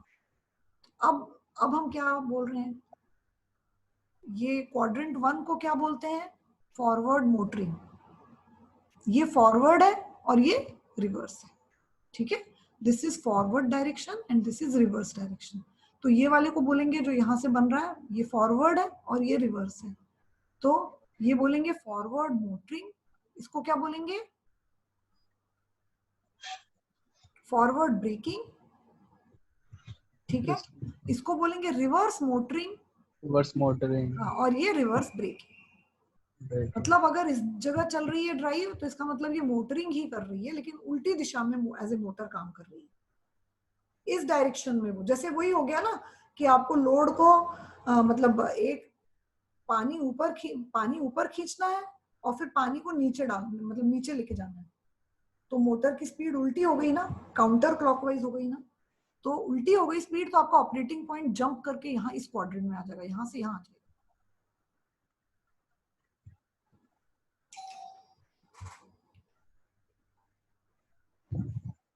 अब यहाँ से if you want to come from S1 to S2, थोड़ा सा बहुत गर्म नहीं करना। So if you have to come from S1 to S2, है ना, तो what are the control actions? Let us see. अभी आप समझ ही गए हैं कि you have to go from S1 to the converter, transfers the power to braking mode here.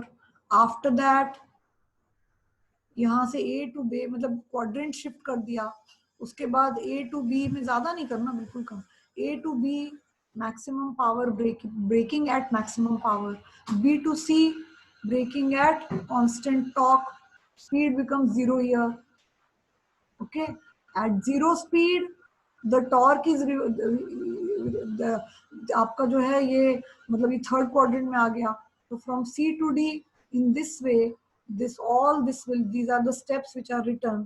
ऐसे करते करते आप ओमेगा m1 स्पीड थी से माइनस ओमेगा m2 तक आ गए। नीचे वाली स्पीड्स को we'll call as minus omega m2। Suppose you want to come to minus omega m1, तो उसके लिए फिर आप D से E तक आएंगे, E से F पे आएंगे, मीनिंग जब तक आपकी स्पीड सेटिंग के बराबर नहीं होगी तब तक ये सब चलता रहेगा।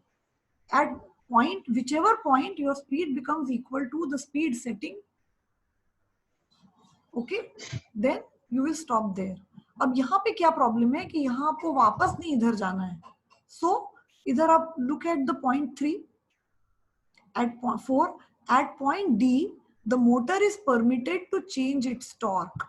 D पे इसी का उल्टा एग्जैक्टली जो S1 में पोजीशन थी वो S2 में एग्जैक्टली वही चीज हो गई, बट टॉर्क नेगेटिव हो गया। बिकॉज आप क्या चाह रहे थे कि motor was rotating in the clockwise direction and supplying some power, you want the same power to be supplied in reverse direction, so same everything, same torque but in the reverse direction, so the torque characteristic of the load is changed।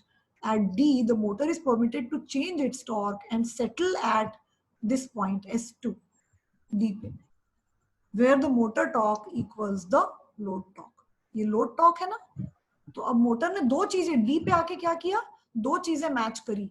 एक तो उसने देखा कि उसकी speed desired speed हो गई है, desired speed setting जो टारगेट था ओमेगा m2, एंड उसने ये देखा कि अब लोड इस समय कितना है, लोड टॉर्क, तो लोड टॉर्क ये था, तो वो इस लोड टॉर्क पे आ गया। तो कन्वर्टर ने लोड को भी शिफ्ट किया, लोड तो खुद ही शिफ्ट हो जाएगा ना, बिकॉज आपको उसको उल्टी दिशा में घुमाना है, लोड वही है, लोड वही है, अब आपको उसको उल्टी दिशा में घुमाना है, तो वो रिफ्लेक्ट होके यहाँ कैसे दिखेगा, जो फर्स्ट क्वाड्रेंट में ऐसा दिख रहा था लोड ये TL, थर्ड क्वाड्रेंट में वो ऐसा दिखेगा। तो अब यही इसकी मोटरिंग हो गई, क्योंकि हमें उससे अब उल्टी दिशा में काम लेना है उस मोटर से, ठीक है। ब्रेकिंग के लिए हम यूज नहीं कर रहे, this is reverse motoring mode, motoring ही है ये बट रिवर्स डायरेक्शन में। अब अगर अब इसको ब्रेक करना हुआ तो आप रिवर्स ब्रेकिंग मोड में फोर्थ में जाएंगे, इसकी स्पीड वीड कम करनी हुई ना, तो आप यहाँ जाएंगे, फिर इस पे जाएंगे, फिर इधर जाएंगे और फिर इस पे आ जाएंगे, ऐसे। अगर आपको स्पीड अब मान लीजिए ओमेगा m1 से ओमेगा m2 तक करनी है, तो आप F से सीधे इसमें आ जाएंगे फोर्थ क्वाड्रेंट में, उसके बाद आप इसको कांस्टेंट पावर पे ब्रेक करेंगे, फिर कांस्टेंट टॉर्क पे ब्रेक करेंगे, and after that you will reach to omega m2. If you want to go from omega m1 to omega m2 using the braking. तो आई थिंक इट इज थोड़ा सा आपको समझ में आया। बाकी अपन लोग इसमें जो भी आप लोग थोड़ा सा पढ़िएगा, और जो भी आपके, क्योंकि आपके डाउट से मैं तो बताती चली जाऊंगी, है ना, तो मुझे भी इसको बनाने में और समझने में मुझे भी काफी टाइम लगा। तो फॉर यू इट्स ऑल, मतलब यू हैव नॉट, अभी तक आपने मोटर को मशीन की तरह पढ़ा है ना, and now this is drives, तो this is a different concept, completely different concept. So you please study this, क्योंकि आपके वो भी होते रहेंगे। मार्क्स वार्क्स की चिंता नहीं करिए, but this is for your own encouragement, कि आप पढ़ोगे तो आपको खुद को अच्छा लगेगा। एंड दिस टाइम हमने सोचा है कि every week we are going to take the test, NPTEL के पैटर्न पे चलेंगे, और फाइनली फिर बेस्ट कुछ जो आपके टेस्ट होंगे उसमें से हम आपको कंप्यूट करेंगे। एकदम ऐसा मिड सेमेस्टर या इस तरह से प्रोबेबली इस बार नहीं होगा, तो इसलिए every student should appear for quiz.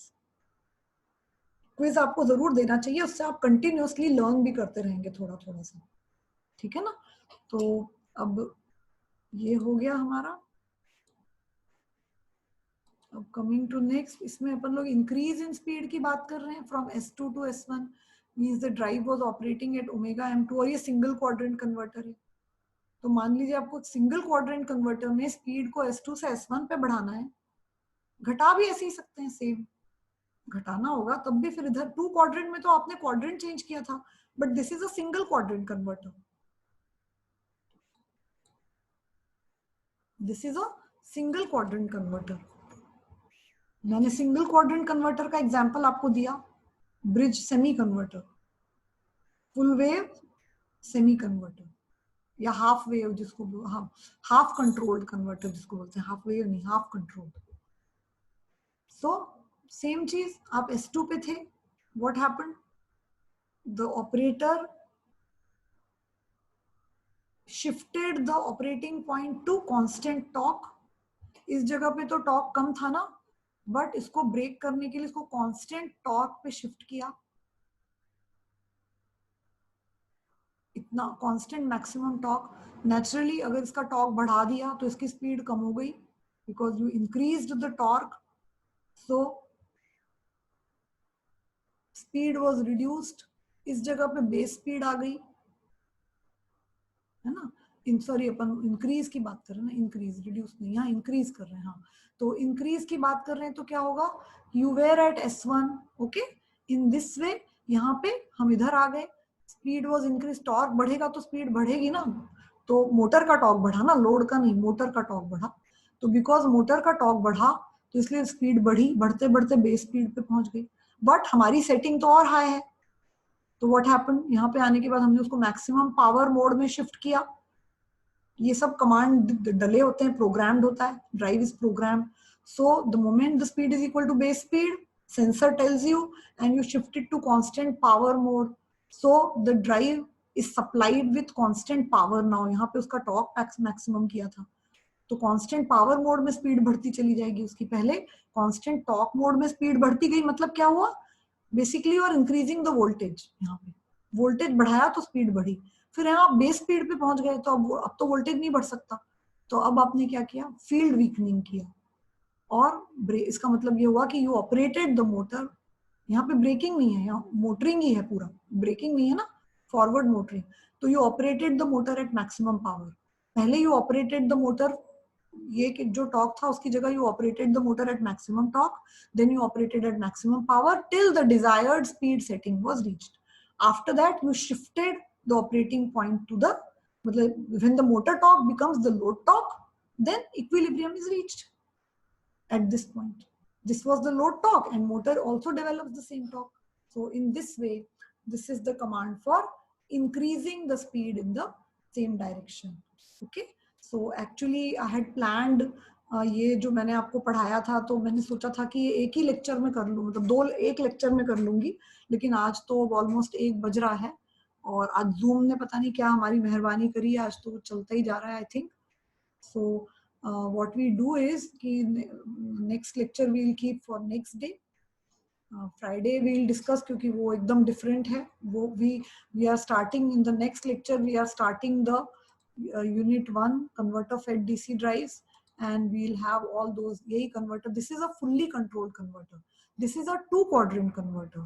तो इसमें करंट तो हमेशा ऐसा ही फ्लो होगा, इस तरह से जो मैं बता रही हूँ आपको. Current will always flow like this, but voltage VA can become negative if the firing angle is more than 90. So this is called fully controlled converter. This is a 2 quadrant converter.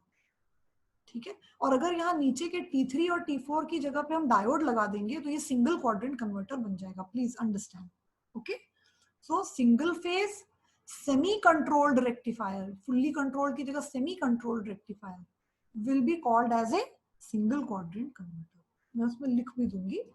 तो ये वाला तो अब हम आज ही ये 2 lecture हमारे, क्योंकि समझाने में समय लगता है चीजों को, because these are all concepts. ठीक है. तो I will share the slides with you, and हम लोग अब मीटिंग को स्टॉप करेंगे. कुछ पूछना है तो पूछ लो. Want to ask something? या आप नो लोग मैम.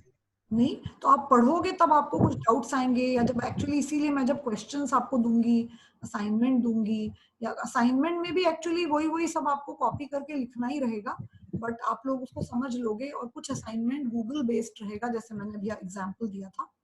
तो आज मैं आपको असाइनमेंट भी दे दूंगी, और क्विज तो आपकी फ्राइडे के बाद होगी. फ्राइडे का लेक्चर है ना, उसके बाद आपकी क्विज हो जाएगी. ठीक है.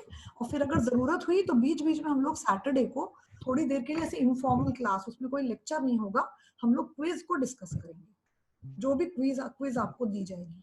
ठीक है. और अगर आप लोगों को कुछ उसमें डाउट था ना, कोई क्वेश्चन गलत तो नहीं है, पिछली बार मुझे आप लोगों से बहुत अच्छा फीडबैक मिला था, तो कई बार ऐसा होता है ना, तो वो कुछ होगा तो आपको पता लग जाएगा. मतलब वो भी you can point it out to me. मतलब उस वाले सेशन में आप ज्यादा बात करना, मैं कम करूंगी. आप लोग पूछना एंड आई विल रिप्लाई. ठीक है ना. Okay then, bye bye. और दीक्षा को क्या हो गया पूछ लेना, उसको कुछ दिक्कत हो तो आप हेल्प कर देना उसकी. पर आप लोग मतलब एनीवे चलो. ओके. आई होप आप लोग सब ठीक है, सब लोग, सबकी तबीयत सब ठीक है. Okay then, bye bye. Bye bye. No, thank you, ma'am. Thank you for attending. Bye bye.